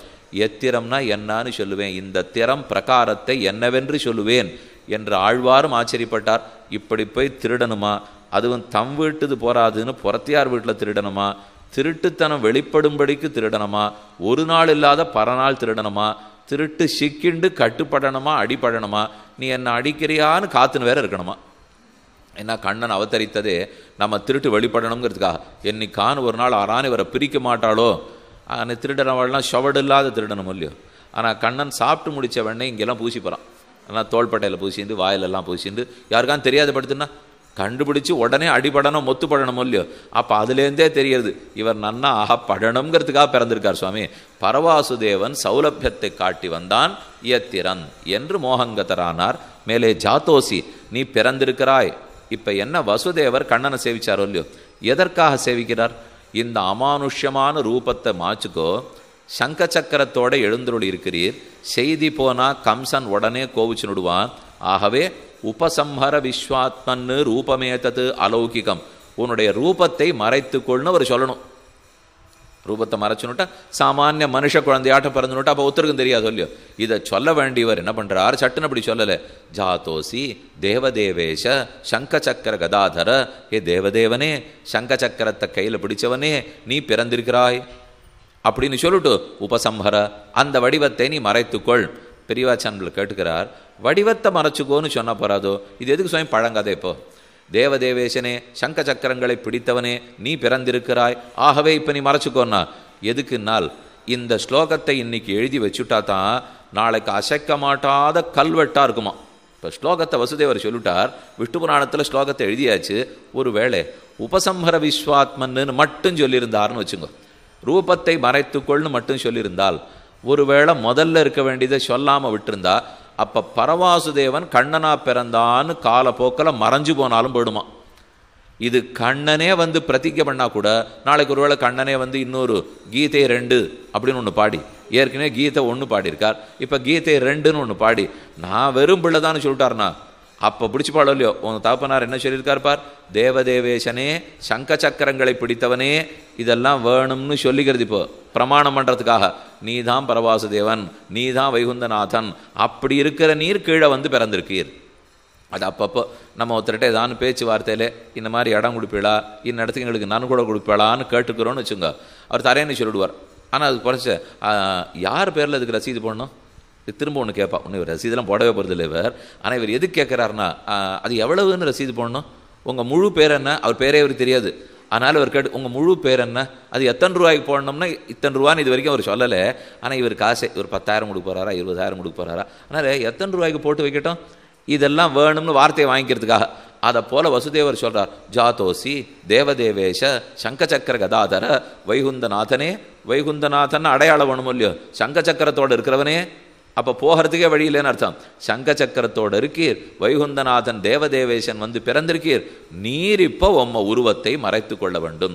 அப்படின்னா கண்ணனே நாளைக்கு வந்து சத்தியப்பிரதிக்க பண்ணாலும் மாற்றவே முடியாது. பரவாசுதேவன் தான் கண்ணனாக அவதரித்திருக்கிறார். ஆகவே மாயனை தாமோதரனை செப்பு. அப்போ மாயன்னு மேன்மை சொல்லி தாமோதரன்னு எளிமை கூறினார். அடையாளத்துக்காக சங்கச்சக்கர கதாதரா தமச பரமோதாத்தா சங்கச்சக்கர கதாதரா. இது மந்தோதரி சொல்லியிருக்கிற வாக்கியம். ராமனை பார்த்துட்டு அவர் சொல்றா, தமச காட்டிலும் மேம்பட்டவரே, எப்போதும் மகாலட்சுமியை திருமார்பில் கொண்டவரே, கையில் சங்கச்சக்கரங்களை தரித்தவரே வைகுந்தநாதனே. இது எதுவுமே அங்கே இல்லை. அவர் வில்ல கையில் பிடிச்சிட்டு தபக்கருக்கிறதுலே தலையில் ஒரு ஜடமுடி மாந்தோல் மரவுரியோடு நின்றுருக்கார். ஆனால் அவரை பார்த்து வியக்தமேஷ மகாயோகி பரமாத்மா சனாதனா அஜய்யா சாஸ்வதா நித்யஸ்ரீஹி, இது எதுவும் ராமனை பார்த்தா அவ தெரிஞ்சுனுட்டா. அவள் தெரிஞ்சுன்னு அவனுடைய உண்மையெல்லாம் சொல்கிறாளோ இல்லையோ. வைகுந்தநாதன் சங்க சக்கரங்களை பிடித்தவனே இதோ ராமனாக நிற்கிறான். மந்தோதரி வாக்கியம். வைகுந்தநாதன் சங்க சக்கரத்தை பிடித்தவனே இதோ குழந்தையாக பிறந்திருக்கிறான். இது கிருஷ்ணனை பற்றின வாக்கியம். ஆகவே தான் மாயனை மண்ணு வடமதுர மைந்தனை. மண்ணுன்னா சம்பந்தம் மாறாத ஊர். கீழே சொன்ன ஓரொரு யுகத்திலும் பகவானுக்கு இந்த ஊருக்கும் சம்பந்தம் உண்டு. முதல் யுகம் வாமனமூர்த்தியினுடைய சித்தாசிரம், இதில் தான் வாமனன் தங்கியிருந்தாராம். அப்புறம் தான் திருவிக்ரமாவதாரம் பண்ணியிருக்கார். அடுத்த யுகம் சத்ருகனன். இங்கே லவணாசுரன் மதுங்கிற அசுரன் இருந்தான். மதுரை பக்கம் இருக்கிற ரிஷிகள்லாம் போய் ராமனிடத்தில் புகார் பண்ணா, எங்களால் வாழ முடியல, அரக்கர்கள் ரொம்ப தொல்லை கொடுக்குறான்னு. ராமன் சத்ருகனன் அனுப்பிச்சு வச்சார். அவர் போய் வன்னியை மறுத்து படை வீடு ஏற்படுத்தினான். அங்கே இருக்கிற அசுரர்கள்லாம் ஓட்டுட்டு நல்ல ராஜ்யத்தை ஸ்தாபனம் பண்ணி 12 வருஷம் அங்கே தான் இருந்தான். அப்போ ராம சம்பந்தம் மாறாத ஊர். இது திரேதாயுகத்திலே. துவாபர யுகத்தில் கண்ணனே பிறந்துட்டான். அதனால தான் மாயன் மண்ணு வடமதுர மைந்தனை. வடமதுரை மதுரா நாம நகரி புண்ணியா பாபஹரி சுபா. சுபா யஸ்யாம் ஜாதோ ஜெகநாதா சாக்ஷாத் விஷ்ணு சனாதனா. மதுரா, அந்த ஊர் பேரை சொன்னாலே இனிக்குமா. மதுரா நாம நகரி சொல்ல சொல்ல ரொம்ப இனிமையாக இருக்குது, பரமபோக்கியமாக இருக்குது. நாம நகரி புண்ணியா, அது எல்லா புண்ணியத்தையும் கொடுக்கறது. பாபஹரி, நம்முடைய பாபத்தை எல்லாம் போக்குகிறது. அதுவே கண்ணன் அடையறதுக்கு உபாயமாக இருக்குது. அதுவே நம்ம விரோதிகளெல்லாம் போக்குறது. சுபா, அடைஞ்சு அனுபவிக்கிறதாகவும் இருக்குது. அது மதுரையில் வாழ்ந்து பார்த்தா தான் தெரியும். அந்த ஊரில் போய் இருந்து கிருஷ்ணகா ஜன்மபூமி கிருஷ்ணகா ஜன்மபூமின்னு சொல்கிற மாதிரி ஒரு 3 நாளாவது அங்கே தங்கணும். அவசரத்தில் போகிறோம்.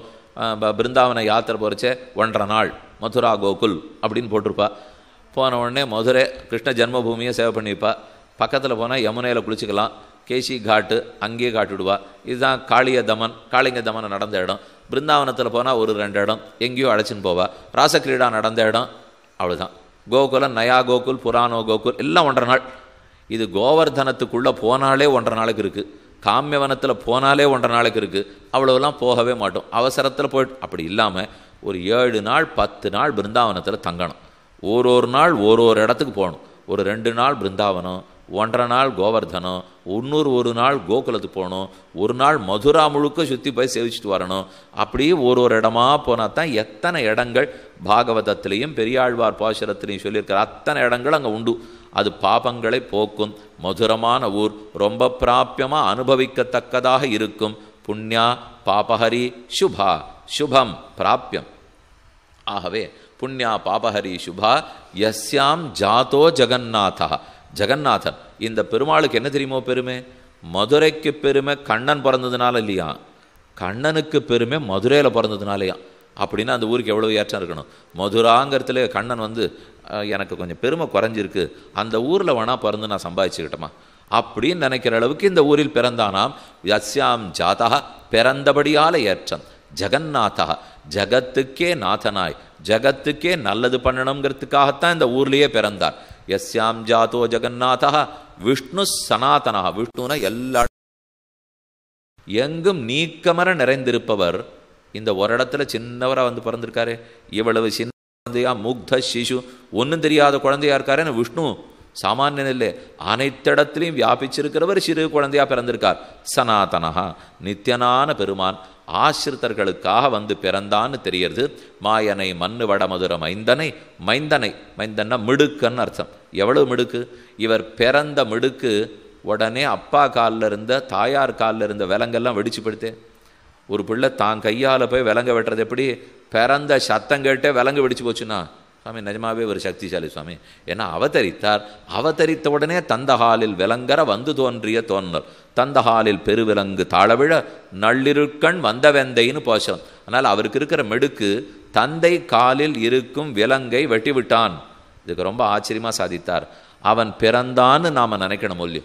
நினைச்சால் ஜன்ம கர்மச்ச மே திவ்யம் ஏவம் யோவேத்தி தத்துவத்தா. ஜன்ம கர்ம, பெருமானுடைய அவதாரம், பெருமானுடைய சேட்டிதம், இதை பற்றி நான் நினைச்சால், நாம் அவன் பிறவியை நினைத்தால் நம்ம பிறவி என்ன தெரியுமாகும்?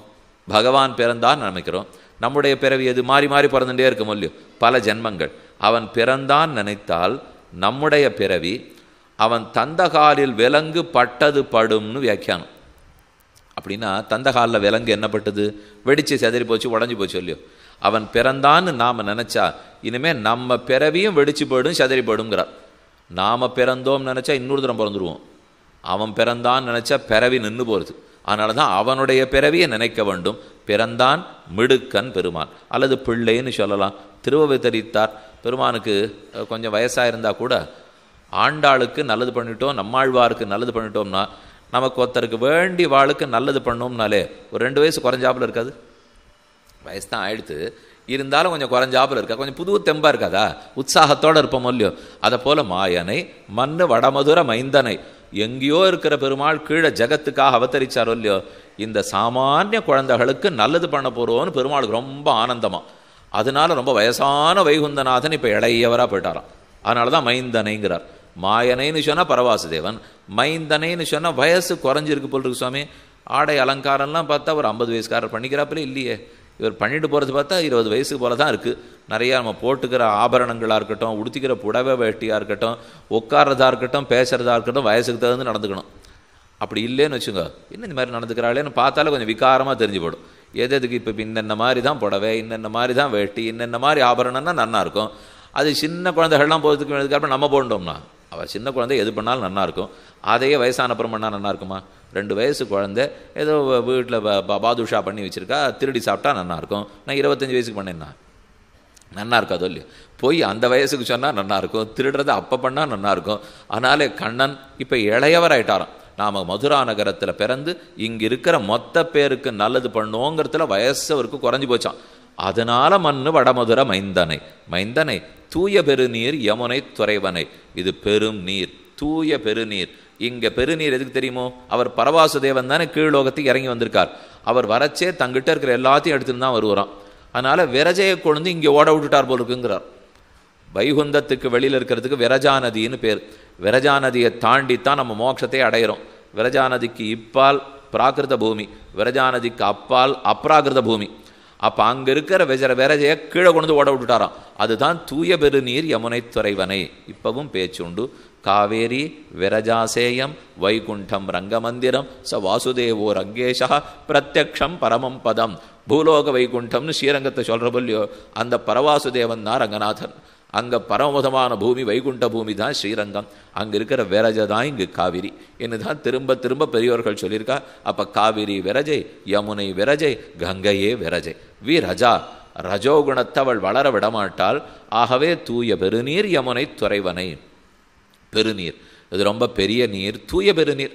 என்ன தூய்மை இருக்க முடியும்? அது இவளுக்கு ஒரு தூய்மை, கோதாவரிக்கு தூய்மை இல்லையா. தேசிகன் தன்னுடைய கோதாஸ்துதியில் விசாரிச்சிருந்தார். கோதாவரி தாயார் இடத்துல சீத்தை பிரார்த்திக்கிறா, என்ன ராவணன் தூக்கின்னு போகிறான், எப்படியாவது ராமன் தேடின்னு வரச்சே தூக்கின்னு போகிறான்னு செய்தி சொல்லிடுன்னுட்டோ பேசாமல் இருந்துட்டா. ராமன் கேட்குறான், பயம், ராவணன் என்ன பண்ணிடுவானோங்கிறதுக்காக வாயே திறக்கலை. கோதாவரி ராம கைங்கரை இழந்தாள். ஆனால் யமுனை கம்சன் அரண்மனைக்கு பின்னாடியே ஓடுறது. கோதாவரி எங்கே இருக்குது, லங்கை எங்கே இருக்குது, சம்மந்தமே இல்லையோ. ஆனாலும் என்ன பண்ணிடுவான்னு இவளுக்கு பயம். ஆனால் யமுனை பின்னாடியே ஓடின்னு இருக்கு. வசுதேவ வஹன் கிருஷ்ணம் ஜானு மாத்ரோத கௌ யயவ் என்ன விஷ்ணு புராணக்காரர் சாதிக்கிறார். தலையில் கூடையில் கண்ணனை தூக்கிட்டு போகிறச்சே யமுனை யாரு நானாவர்த்த ஜஷாகுலாம், முதல்ல பெரிய பெரிய மீன் நீண்ட நீண்ட அலைகளோடு ஓடின்னு இருந்தது. அவர் கழுத்து மட்டும் வந்தது அப்படியே முழங்கால் அளவுக்கு வத்தி சொல்லியோ. அந்த வத்தினது தான் தூய பெருநீர். அதுக்கு இருக்கிற தூய்மை எது? கிருஷ்ண கைங்கரியத்தை விடாமல் பண்ணி சொல்லியோ. ராம கைங்கரியத்தை கோதாவரி இழந்துடுத்து, கிருஷ்ண கைங்கரியத்தை யமுனை இழக்கலை. அதனால தான் தூய பெருநீர்னார். தேசிகன் விசாரிச்சுட்டார். அப்போ இனிமேல் நம்மெல்லாம் கோதாவரி ஸ்நானம் பண்ணலாமா வேண்டாமா? எல்லாம் வடதேசத்து யாத்திரை போகிறச்சே எல்லாரும் கோதாவரி கரையில் இறங்கி தீர்த்தமாட்டு போகிற இல்லையோ பண்ணுங்கோ. ஏன்னா எங்கள் கோதநாச்சியாருடைய பேரை பாதியில் வச்சுட்டாளோ இல்லையோ, பாவம் படுத்துனுட்டார் அவர். கோதான் ஆண்டாள், ஆண்டாளுடைய பேர் கோதாவரிங்கிறதுல பாதி இருக்கோ இல்லையோ, அன்னிலேருந்து சரி அவளுடைய பாவம் படுத்து போல் இருக்குது, அதனால் தீர்த்தமாடிக்கலாம். நீங்கள் இன்னொன்று கேள்விக்கக்கூடாது. இப்போ அப்போ ராமாவதார காலத்திலேருந்து ஆண்டாள் அவதரிக்கிற வரைக்கும் கோதாவரியில் தீர்த்தமாடினாளா இல்லையா?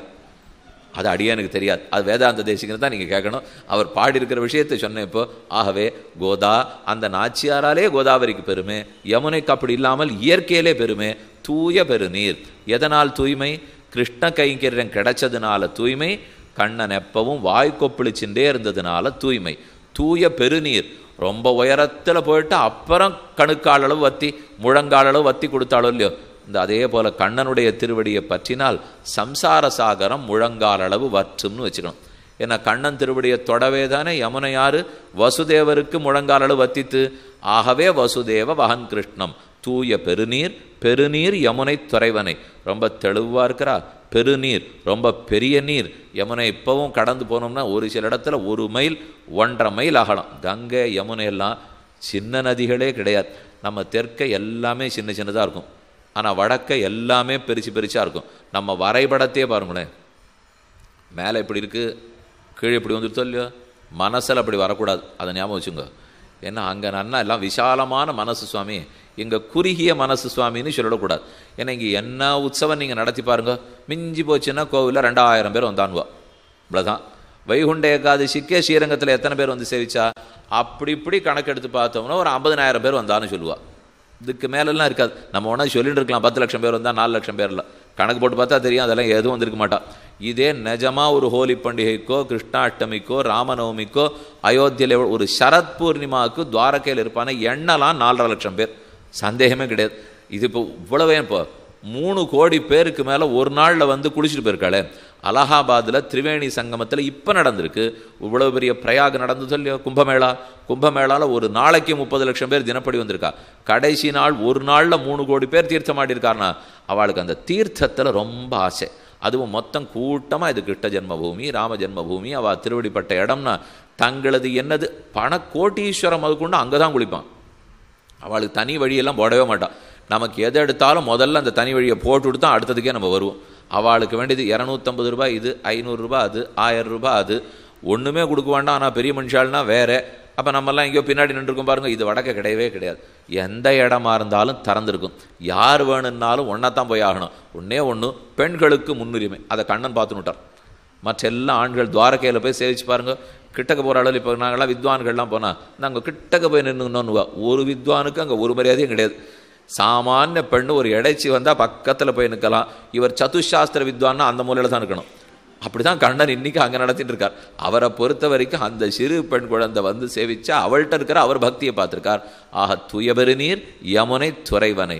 யமுனை துறைவன் ஆசைப்பட்டு யமுனத்துறவன் யமுனத்துறவன் தம் பேரையே சொல்லிப்பறான். அப்போ யமுனை ரொம்ப மனோகரமாக இருக்குது, பார்க்குறதுக்கு அழகாக இருக்குது, பாவனமாக இருக்குது. எவ்வளோ பாவனத்தம்னு சொன்னால் தூய்மைன்னு அர்த்தம். பார்க்க அழகாக இருக்குது. அழகாக இருக்கிறதெல்லாம் தூய்மையாக இருக்கணுங்கிற தேவையில்லை. அதனால் பாவனத்துவம் மனோகரத்துவம் ரெண்டும் சேர்த்து சொன்னார். தூய பெருநீர் யமுனைத்துறவனை ஆயர் குலத்தினில் தோன்றும் அடிவிளக்கை. இந்த பெருமான் பிறந்ததே ஆயர் குலத்தினில் அச்சுத பானுனா தேவகி பூர்வசந்தியாயாம் ஆவிர்பூதம் மகாத்மனா. தேவகியினுடைய வயிற்றில் கண்ணன் தோன்றினான். அச்சுதன்கிற சூரியன் தோன்றினான். இவரும் ஒரு விளக்கு, அணி விளக்கு. அவர் விளக்கு சூரிய குலத்துக்கு விளக்கு, இவர் சந்திர குலத்துக்கு விளக்கு. பரவாசுதேவன் கீழே வந்து பிறந்த அப்புறம்தான் விளக்கானாராம். ஏன்னா வைகுந்தத்தில் இருக்கிற வரைக்கும் அவருடைய குணங்களை யாரும் கண்டுகொள்ளவே இல்லைன்னு கீழே ஒரு நாள் சொன்னேன்னு இல்லையோ.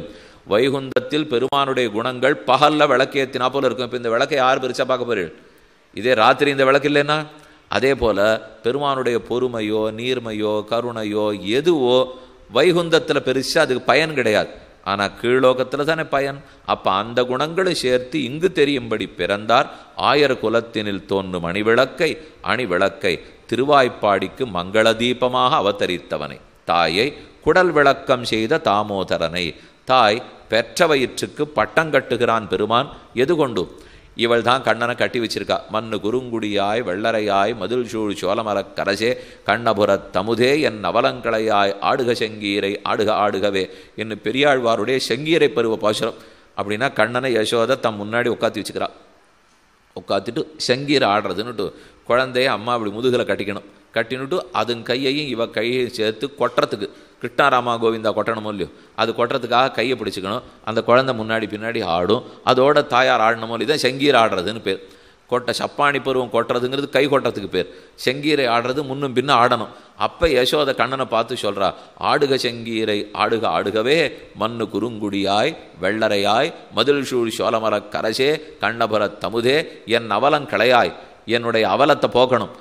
தாயே உனக்கு என்ன அவலம் இப்போன்னா, நான் சொல்லித்தான் நீ எதையும் செய்யணும். ஊர்க்காரா யாராக இருந்தாலும் கண்ணன் போய் இதை பண்ணிட்டு வந்தான்னு சொல்லக்கூடாதான். யசோதை பண்ண சொன்னால் பிள்ளை பண்ணிட்டு வந்தது அப்படின்னா தானே நீ எனக்கு கட்டுப்பட்டிருக்கேன்னு அர்த்தம். எனக்கு கட்டுப்பட்டு கண்ணன் சர்வேஸ்வரன் இருந்தான்னு எனக்கு பேரை வாங்கி கொடு அப்படின்னு சொன்ன எந்த வேளையில் சொன்னாலோ நிஜமா அவளே தாம்பால கட்டுட்டா. அதனால தான் தாமோதரன் பேர் வந்தது. அப்போ தாமோதரத்துவத்தால் யாருக்கு பெருமைனால் அதுவும் அந்த யசோதைக்கு தான். அப்பேற்பட்ட சர்வேஸ்வரனை கட்டி வச்சுட்டாள்னு பெருமை கிடைச்சது இல்லையோ. தாயை குடல் விளக்கம் செய்த தாமோதரனை அந்த தாயான கௌசல்யக்கு விஸ்வாமித்திரர் பட்டம் கட்டினார். கௌசல்யா சுப்ரஜாராம பூர்வா சந்தியா பிரவர்த்ததே. கௌசல்யை ராமனை பெற்றாள், என்ன பெற்றாள், என்ன நோன்பு நோத்தாள்களோ இவனை பெற்ற வயிறுடையாள். அதே போல கௌசல்யா சிசுபேதேன புத்திரேன அமித தேஜசா யதாவரேண தேவானாம் அதிதி வஜ்ரபாணினான் வால்மீகி ராமாயண பாலகாண்டத்திலே ஸ்லோகம். எப்படி அதித்தி தேவி வாமனனை பெற்று சந்தோஷித்தாளோ அதே போல கௌசல்யை ராமனை பெற்று சந்தோஷித்தாள். யசோதை கண்ணனை கட்டி அடித்து சந்தோஷித்தாள். ஒரு சொல்ல வர்றது, அவள்லாம் பெற்று பெற்று சந்தோஷித்தா, இவள் அடித்து சந்தோஷப்பட்டான்னா அப்பன்னா நிஜமா பெருமை இவளுக்குத்தானே. தாயை குடல் விளக்கம் செய்த தாமோதரனை தாமோதரன் தாம் பவ்யமாக இருப்பனா. யசோதட்ட வரட்டே மட்டும் யார் என்ன பேசின்னு இருக்கிற சேவம், என்னை பாரு, என்னை பார்த்தா அவள் சொல்கிறத பண்ணுறாப்பிலையா இருக்கேன், நீயே கொஞ்சம் பார்த்து சொல்ல வேண்டாமா, நான் எதானு எங்கள் முகத்தில் தெரியறதா பாரு, என்னை அப்படி முகத்தை வச்சு போகிறான். அதான் தாமோதரனை அவள் பார்த்தவ இந்த பிள்ளையை போய் இப்படி சொல்கிறாளே, இவளுக்கு மனசே இல்லைன்னா அப்படின்னு அவளை வச்சு அமுச்சு விட்ருவலாம். அவள் இவரை வையறதுக்காக கூட்டின்னு வந்தா இவர் நிற்கிற நிலையை பார்த்தாலே அவ்வளவு பவ்யமாக. வினயாஞ்சனையர் அவர் எப்படி நின்றுருப்பாரோ அதை போலத்தான் வினயாஞ்சனையர் விஸ்வரூபடுத்தா என்ன ஆகும், அதே கதை தான் இவர். இப்போ இவர் எல்லாத்தையும் பண்ணிட்டு ஒன்று மரியாதை நிற்கிறாரோ இல்லையோ. தாமோதரனை தாயை குடல் விளக்கம் செய்த தாமோதரனை தாமம் உதரத்திலே தாமத்தால் கட்டுப்பட்டவன். ஆழ்வார்கள் எல்லாரும் அந்த பாசுரத்தை பாடியிருக்கா. பத்தி உரலிடை ஆப்பு முண்டான் பாவிகாள் உங்களுக்கு ஏச்சுக்கொலோ. ஒரு நாள் ஸ்ரீரங்கத்து நம்பெருமாளுக்கு திருமஞ்சனம் நடந்திருக்கிறது. அப்போ தெரை சேர்த்திருக்கா. நஞ்சியருங்கிற மகாச்சாரியர், எம்பார் பட்டர் நஞ்சியர். நஞ்சியர் திரையை விலக்கி விலக்கி எட்டி எட்டி பார்த்துருந்தாராம். சுவாமி இத்தனை நாள் திரை திறந்து சேவிச்சிருந்தாலே அப்போ சேவிக்க மாட்டீரா, இப்போ எதுக்கு திரை போட்டப்புறம் விலக்கி பார்க்குறீர்? இல்லை இப்போ தான் பெருமாளுடைய இடுப்பு வேஷ்டி திருப்பரியட்டத்தை மாத்திரா. எனக்கு ஒரு ஆசை, அந்த இடத்துல ஏதானு தழும்பு இருக்கான்னு பார்க்கணும். என்ன தழும்பு? அன்னைக்கு யசோதை கட்டி வச்ச தாம்பு கயிறு தழும்பு இருக்கான்னு பார்க்கணும். அதை கண்ணனிடத்துலனா தேடணும். நீர் வந்து இங்கே வந்து தேடின்னு இருக்கீர். கொண்டல் வண்ணனை கோவலனாய் வண்ணை உண்டவாயன் என் உள்ளம் கவர்ந்தான் அண்டர்கோன் அடியரங்கன். அடியரங்கன் தான் கண்ணன்னு திருப்பாணாழ்வார் பாசுரத்தில் பாடியிருக்கார். அதனால் அந்த தழும்பு இருந்தான்னு பார்க்குறேன். தழும்பு இருந்தால் உமக்கு என்ன? இப்போ யாரோ ஒரு பெண்ணு கையால் அடிபட்டாங்கிறத வெளியில் காட்டிப்பாளா? அந்த தழும்பை மூடி வச்சுருக்க மாட்டாரோன்னா பண்ண மாட்டாராம் கண்ணன். அவர் நன்னா இடுப்பில் நன்னா வேஷ்டியெல்லாம் கட்டிண்டு அப்புறம் பட்டு பீத்தாம்பரத்தை அப்படி இறக்கி விட்டு போகிறான். அது எதுக்கு சுவாமின்னா, முதல்ல தம் மேனி அழகை எல்லாரும் சேவிக்கிட்டோம். சேவிச்சு எத்தனையோ பேர் மோட்சம் விடுவாளோ இல்லையோ. இப்போ நாமெல்லாம் இழுத்து இழுத்து முடிக்கிறோமேன்னா பார்த்தா நன்னா இல்லை, அதனால் இழுத்து இழுத்து முடிக்கிறோம். மேலும் பார்க்கறதுனால ஒரு லாபமும் இல்லையே. மறுபடியும் தேவையில்லாத ரஜோகுணம் தமோகுணம் தான். ஆனால் பெருமானுடைய திருமேனியை சேவிச்சோம்னா அது சர்வஸ்வதானம். திருமஞ்சனத்தின் போது அவர் எதுக்கு மொத்தத்தையும் களைஞ்சு விட்டு எல்லாரும் சேவிங்கன்னு சொல்கிறாள். அதுவும் நாச்சியார் பெருமாளுக்கு சேர்த்து பங்குனி உத்திரத்தன்னைக்கு திருமஞ்சனம்னா ஜகத்தே வாழ்ந்து போகிறது. நாம் எப்பவும் குளிக்கணும்னா கதவை சாத்தின்னு போவோம். பெருமானுக்கு குளிக்கணும்னா மணி அடித்து சேர்த்து எல்லாரும் வாங்கோன்னு சேவிக்க சொல்கிறா. அப்போவே அந்த திருமேனியினுடைய வித்தியாசம் தெரியலையா? அது சுத்த சத்வமயன், ரஜோகுண தமோகுணம் அற்ற சத்வமயமான சுபாசிரயம். அதனால் அந்த திருமேனியை கண்ணன் அண்ணா பட்டு பீத்தாம்பரெல்லாம் கட்டுட்டு மேலே இடுப்பில் கச்சன்லாம் வச்சுனுட்டு மாலையெல்லாம் போட்டுனுட்டு புல்லாங்குடல் எடுத்து இடுப்பில் சொருகினுட்டு வேணும்னு கச்சத்தை கொஞ்சம் நெகிழ்த்து இப்படி இறக்கி விடுவான்.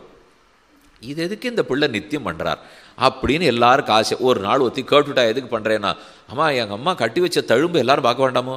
அவள் கட்டினத்தினால தழும்பு இருக்குன்னா ஒருத்தர் மறைப்பாளா? இன்றைக்கி பெரிய மனுஷனாக இருப்போம், எங்கேயானும் நம்ம பள்ளிக்கூடம் படிக்கிச்சு ஒரு திருட்டு பட்டம் கட்டின்னு இருப்போம்னு வச்சுங்க, அதை போய் மேடையில் யாரான்னு பேசுவாளன்னா இதான் அன்றைக்கி முடிஞ்சு போச்சு. அதை பற்றி பேசாதீங்க சுவாமி, பேசாமல் இருங்கிற மூல்யம். அதை போல் கண்ணன் இருந்துருவோன்னா அவருக்கு பேரே திருடம். அந்த திருட்டுக்குன்னு நவநீத சோரன்னுட்டு அழகா விக்கிரகத்தை எல்லா இடத்துலையும் பேசி அவர் நவநீத சோரம் வெண்ணைக்காடும் பிள்ளைன்னு சிற்பிகளுக்கெல்லாம் கற்றுக் கொடுத்து அதுக்கு ஆகம சாஸ்திரம் பாஞ்சராத்திர வைகானசத்தில் வெண்ணைக்காடும் பிள்ளை என்னன்னு வச்சு வெண்ணைக்காடுறது என்னைக்குன்னு உற்சவத்தை வச்சு உற்சவத்துக்கு வெண்ணையை வச்சு வெண்ணைக்கு கல்கண்டை வச்சு சர்க்கரையை வச்சு இனிமே மிச்சம் இல்லைன்னா தான் திருட்ட வெளியில் சொல்லிக்கிறதுக்கு எவ்வளோ பாடுபட்டிருக்கார். இதெல்லாம் எதுக்குன்னால் அந்த திருடன் இன்னைக்கு யசோதை கட்டினாள்னு அவளுக்கு ஒரு சான்றிதழ் கொடுக்கணுமா. பேர்பட்ட சர்வேஸ்வரனை ஒரு பெண்ணு கட்டி வச்சுட்டாளோ இல்லையோ, அதுதான் தாயை குடல் விளக்கம் செய்த தாமோதரனை. தாமோதரனாக இருந்தே குடல் விளக்கம் செய்தான். குடல் விளக்கம் செய்த தாமோதரனை தூயோமாய் வந்து நாம தூய்மையோடு வர வேண்டும். என்ன தூய்மை? தூய்மை யோக்கியத்தை சம்பாதிச்சுக்கணுமோ. வசிஷ்டராட்டம் யோக்கியத்தை, விஸ்வாமித்திரராட்டம் யோக்கியத்தைனால் விபீஷணன் என்ன யோக்கியத்தை இருந்து வந்தான்? அவன் யாரோ ஒரு அரக்கன், பிராட்டியை பிரித்த பாபி. அப்போ என்னன்னு வந்தான்? வருவதே யோக்கியத்தை.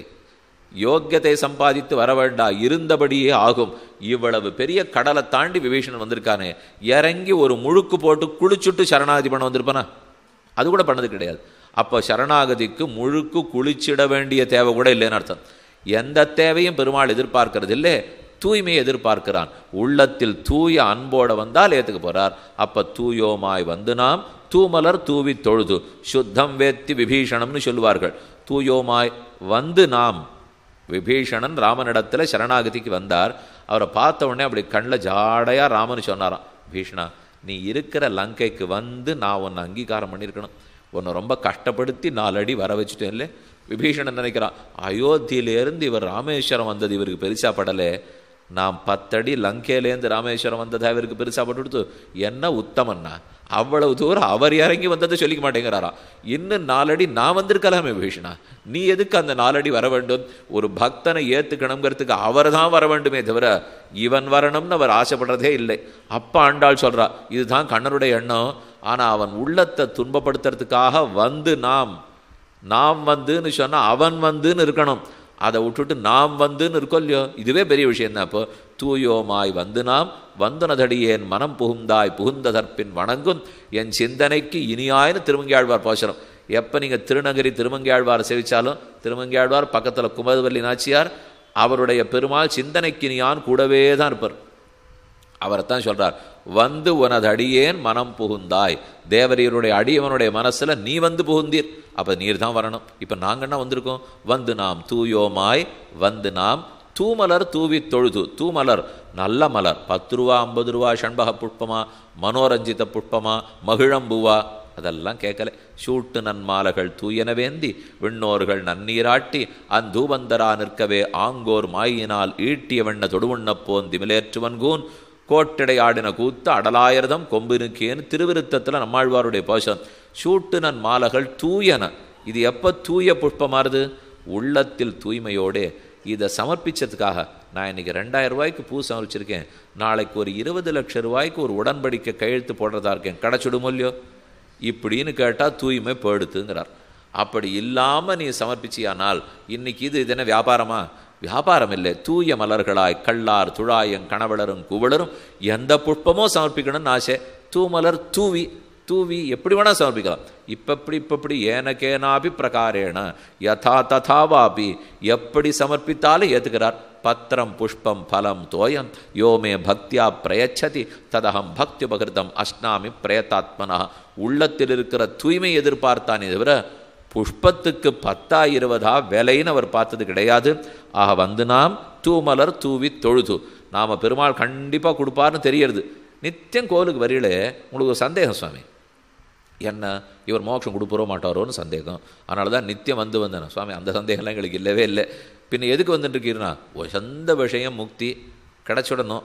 கிடைக்கிற அன்னை வரைக்கும் ஒரு பதட்டம் இருக்கும் இல்லையா சுவாமி, தரேன்னு சொல்லிட்டார், சந்தேகம் இல்லை. அதனால உபாயத்தில் அத்தியவசாயம் வேணும். கண்டிப்பாக பெருமாள் கொடுப்பாருங்கிற உறுதி. அதே சமயத்தில் அது கிடச்சொன்னுமே ஒரு மாணிக்கத்தை நன்னா 8 இரும்பு பொட்டி போட்டு வச்சுருக்கான், 4 காவலாளி போட்டிருக்கான், தொட்டா மணி அடிக்கும், எல்லாம் பண்ணியிருக்கான். ஆனால் ராத்திரிக்கு 1 மணி நேரத்துக்கு ஒரு தடவை திறந்து போய் பார்த்துட்டு வரான். சுவாமி இத்தனை காவலாளி போட்டிருக்கீரேன்னா விஷயம் வசதி சுவாமி, போயிடுத்துனா கிடைக்குமா? அப்புறம் அதே போல தான் இப்போ கொடுக்குறேன்னு பெருமாள் சொல்லிவிட்டார்.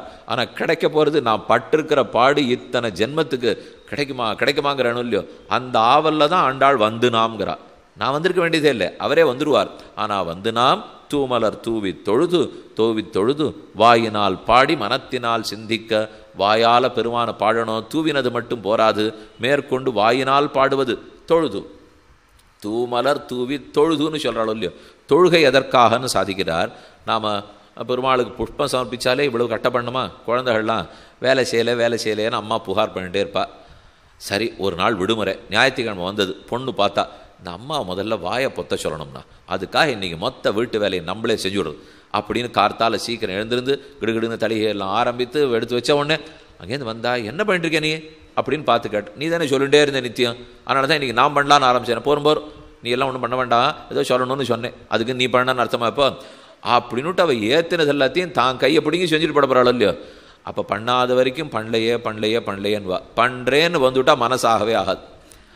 இது இந்த தாய்க்கு 50 வருஷம் சம்பந்தம் இருக்கிறவளே இந்த பாடுபடுத்தினாள்னா, எப்போதும் சம்பந்தம் இருக்கிற பெருமான் நாம் ஒன்று செய்யறதையும் அவர் விரும்புறதில்லை. வந்தால் போதும், நீ என் உடமைன்னு ஒத்துக்கொண்டால் போதும், விலக்காமல் இருந்தால் போதும் இப்படின்னு இருக்கிற சமயத்துக்கு பாண்டாள் சொல்கிறது, அவர் மனசு புண்படுறபடிக்கு மலர்களை கொண்டு அர்ச்சனை பண்ணுறது, கையை கூப்பிட்றது, வாயால் பாடுறது, இதெல்லாம் பண்ணா ஏன் இதெல்லாம் கட்டப்படுற? இப்போ வேண்டாமே என்ன பெருமாளே சொல்லுவாளோ இல்லையோ. இப்போ நம்ம தாயாருக்கு ஷட்டது பூர்த்தி வருது, அம்மாவுக்கு ஷட்டது பூர்த்தி, அப்பாவுக்கு ஷட்டது பூர்த்தி, நன்னா கொண்டாடணும், விழுந்து சேவிச்சா சரின்னு விடுவா.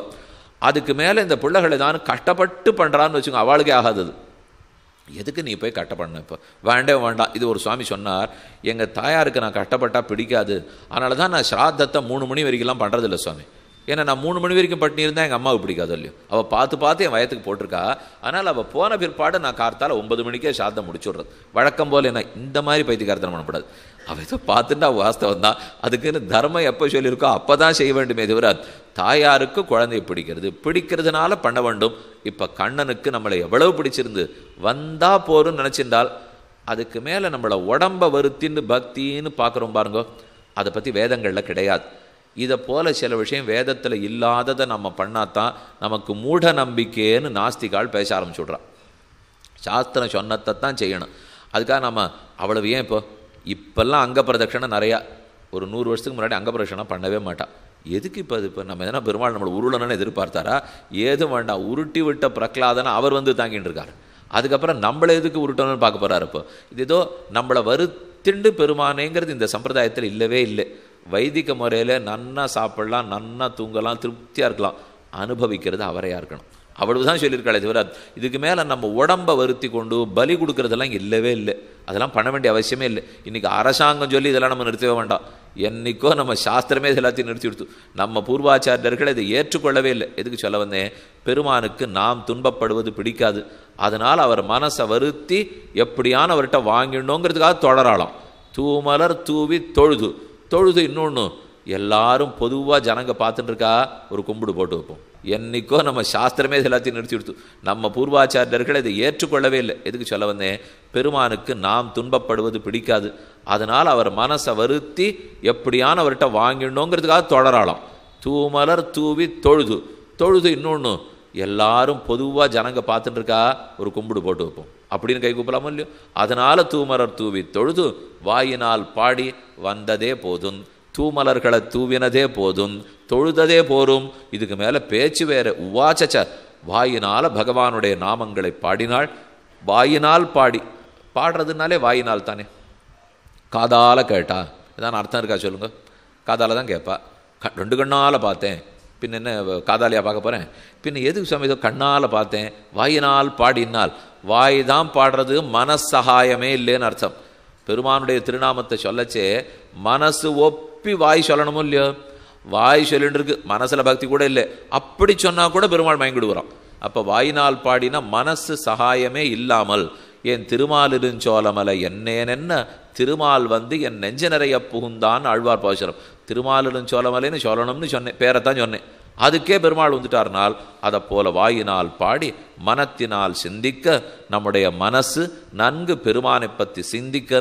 மனசுக்கு லாபம் மனசு சிந்திச்சா, வாய்க்கு லாபம் வாய் பாடினா, அதே கைக்கு லாபம் அர்ச்சனை பண்ணோம்னால். ஜிஹ்வே கீர்த்தய கேசவம் முரரிப்பும் சேதோபஜ ஸ்ரீதரம்னு குலசேகர முகுந்த மாலையில் பாடியிருக்காரோ இல்லையோ. வாயினால் பாடி மனத்தினால் சிந்திக்க, தூமலர் தூவி தொழுது. இதில் ஆச்சரியம், மனசு நினைச்சா தான் வாய் பேசும். வாய் பேசினத்தான் கை செய்யும். இதைத்தானே கரணத்திரய சாரூபியம்னு சொல்கிறோம். ஆனால் இங்கே என்ன எடுத்து கண்ணன்னு நினைக்கிறச்சே மனசு வாயை எதிர்பார்க்காம நேராக தானே அவர்கிட்ட போய்டுறதான்.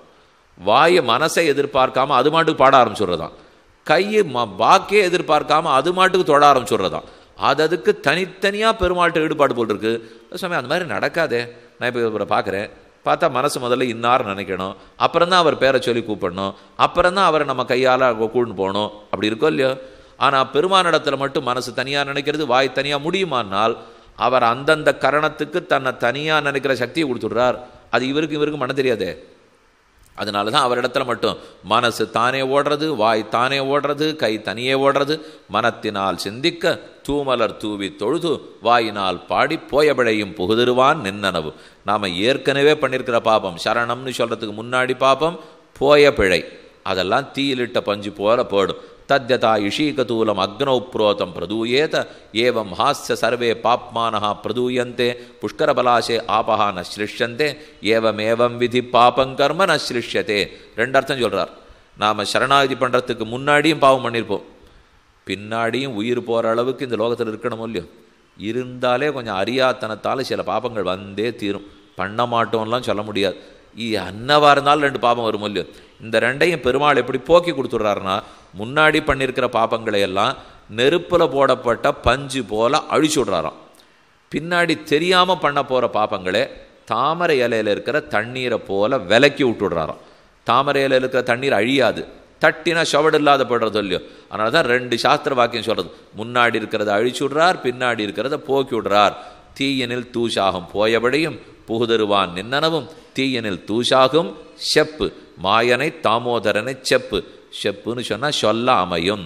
சொல்லு முன்னாடி பண்ணியிருக்கிற பூர்வாகங்களும் தொலையும், பின்வரப்போகிற பாபங்கள் உத்தராகங்களும் தொலையும், அனைத்தையும் தொலைக்கிறான். ஆகவே அவன் நம் பாபங்களை தொலைக்கப் போகிறபடியால், நம் முயற்சி இல்லாதபடியால் வசிஷ்டர் பாடு நமக்கில்லை. கண்டிப்பாக மார்கழி நோன்பு நிர்விக்னமாக நிறைவேறும் அப்படின்னு ஒருத்தி சமாதானம் சொன்னது 5வது பாசுரம். ஆச்சரியமான பாசுரம். மேற்கொண்டு நாளைய பாசுரத்திலிருந்து 10 பெண்களை எழுப்பும் பாசுரம் புள்ளும் சிலம்பினகான்னு பாகவத திருப்பள்ளி எழுச்சி நாளை காலை விண்ணப்பிக்கிறேன். இப்போது பாசுரத்தை அனுசந்திக்க பிரார்த்திக்கிறேன். மாயனை மண்ணு வடமுதரமைந்தனை தூய பெருநீர் யமுனத்துறவனை ஆயர் குலத்தினில் தோன்று மணி விளக்கை தாயை குடல் விளக்கம் செய்த தாமோதரனை தூயோமாய் வந்து நாம் தூமலர் தூவித் தொழுது வாயினால் பாடி மனத்தினால் சிந்திக்க போயவிழையும் புகுதருவான் நினவும் தீயினில் தூஷாகும் செப்பு ஏலோரெம்பா.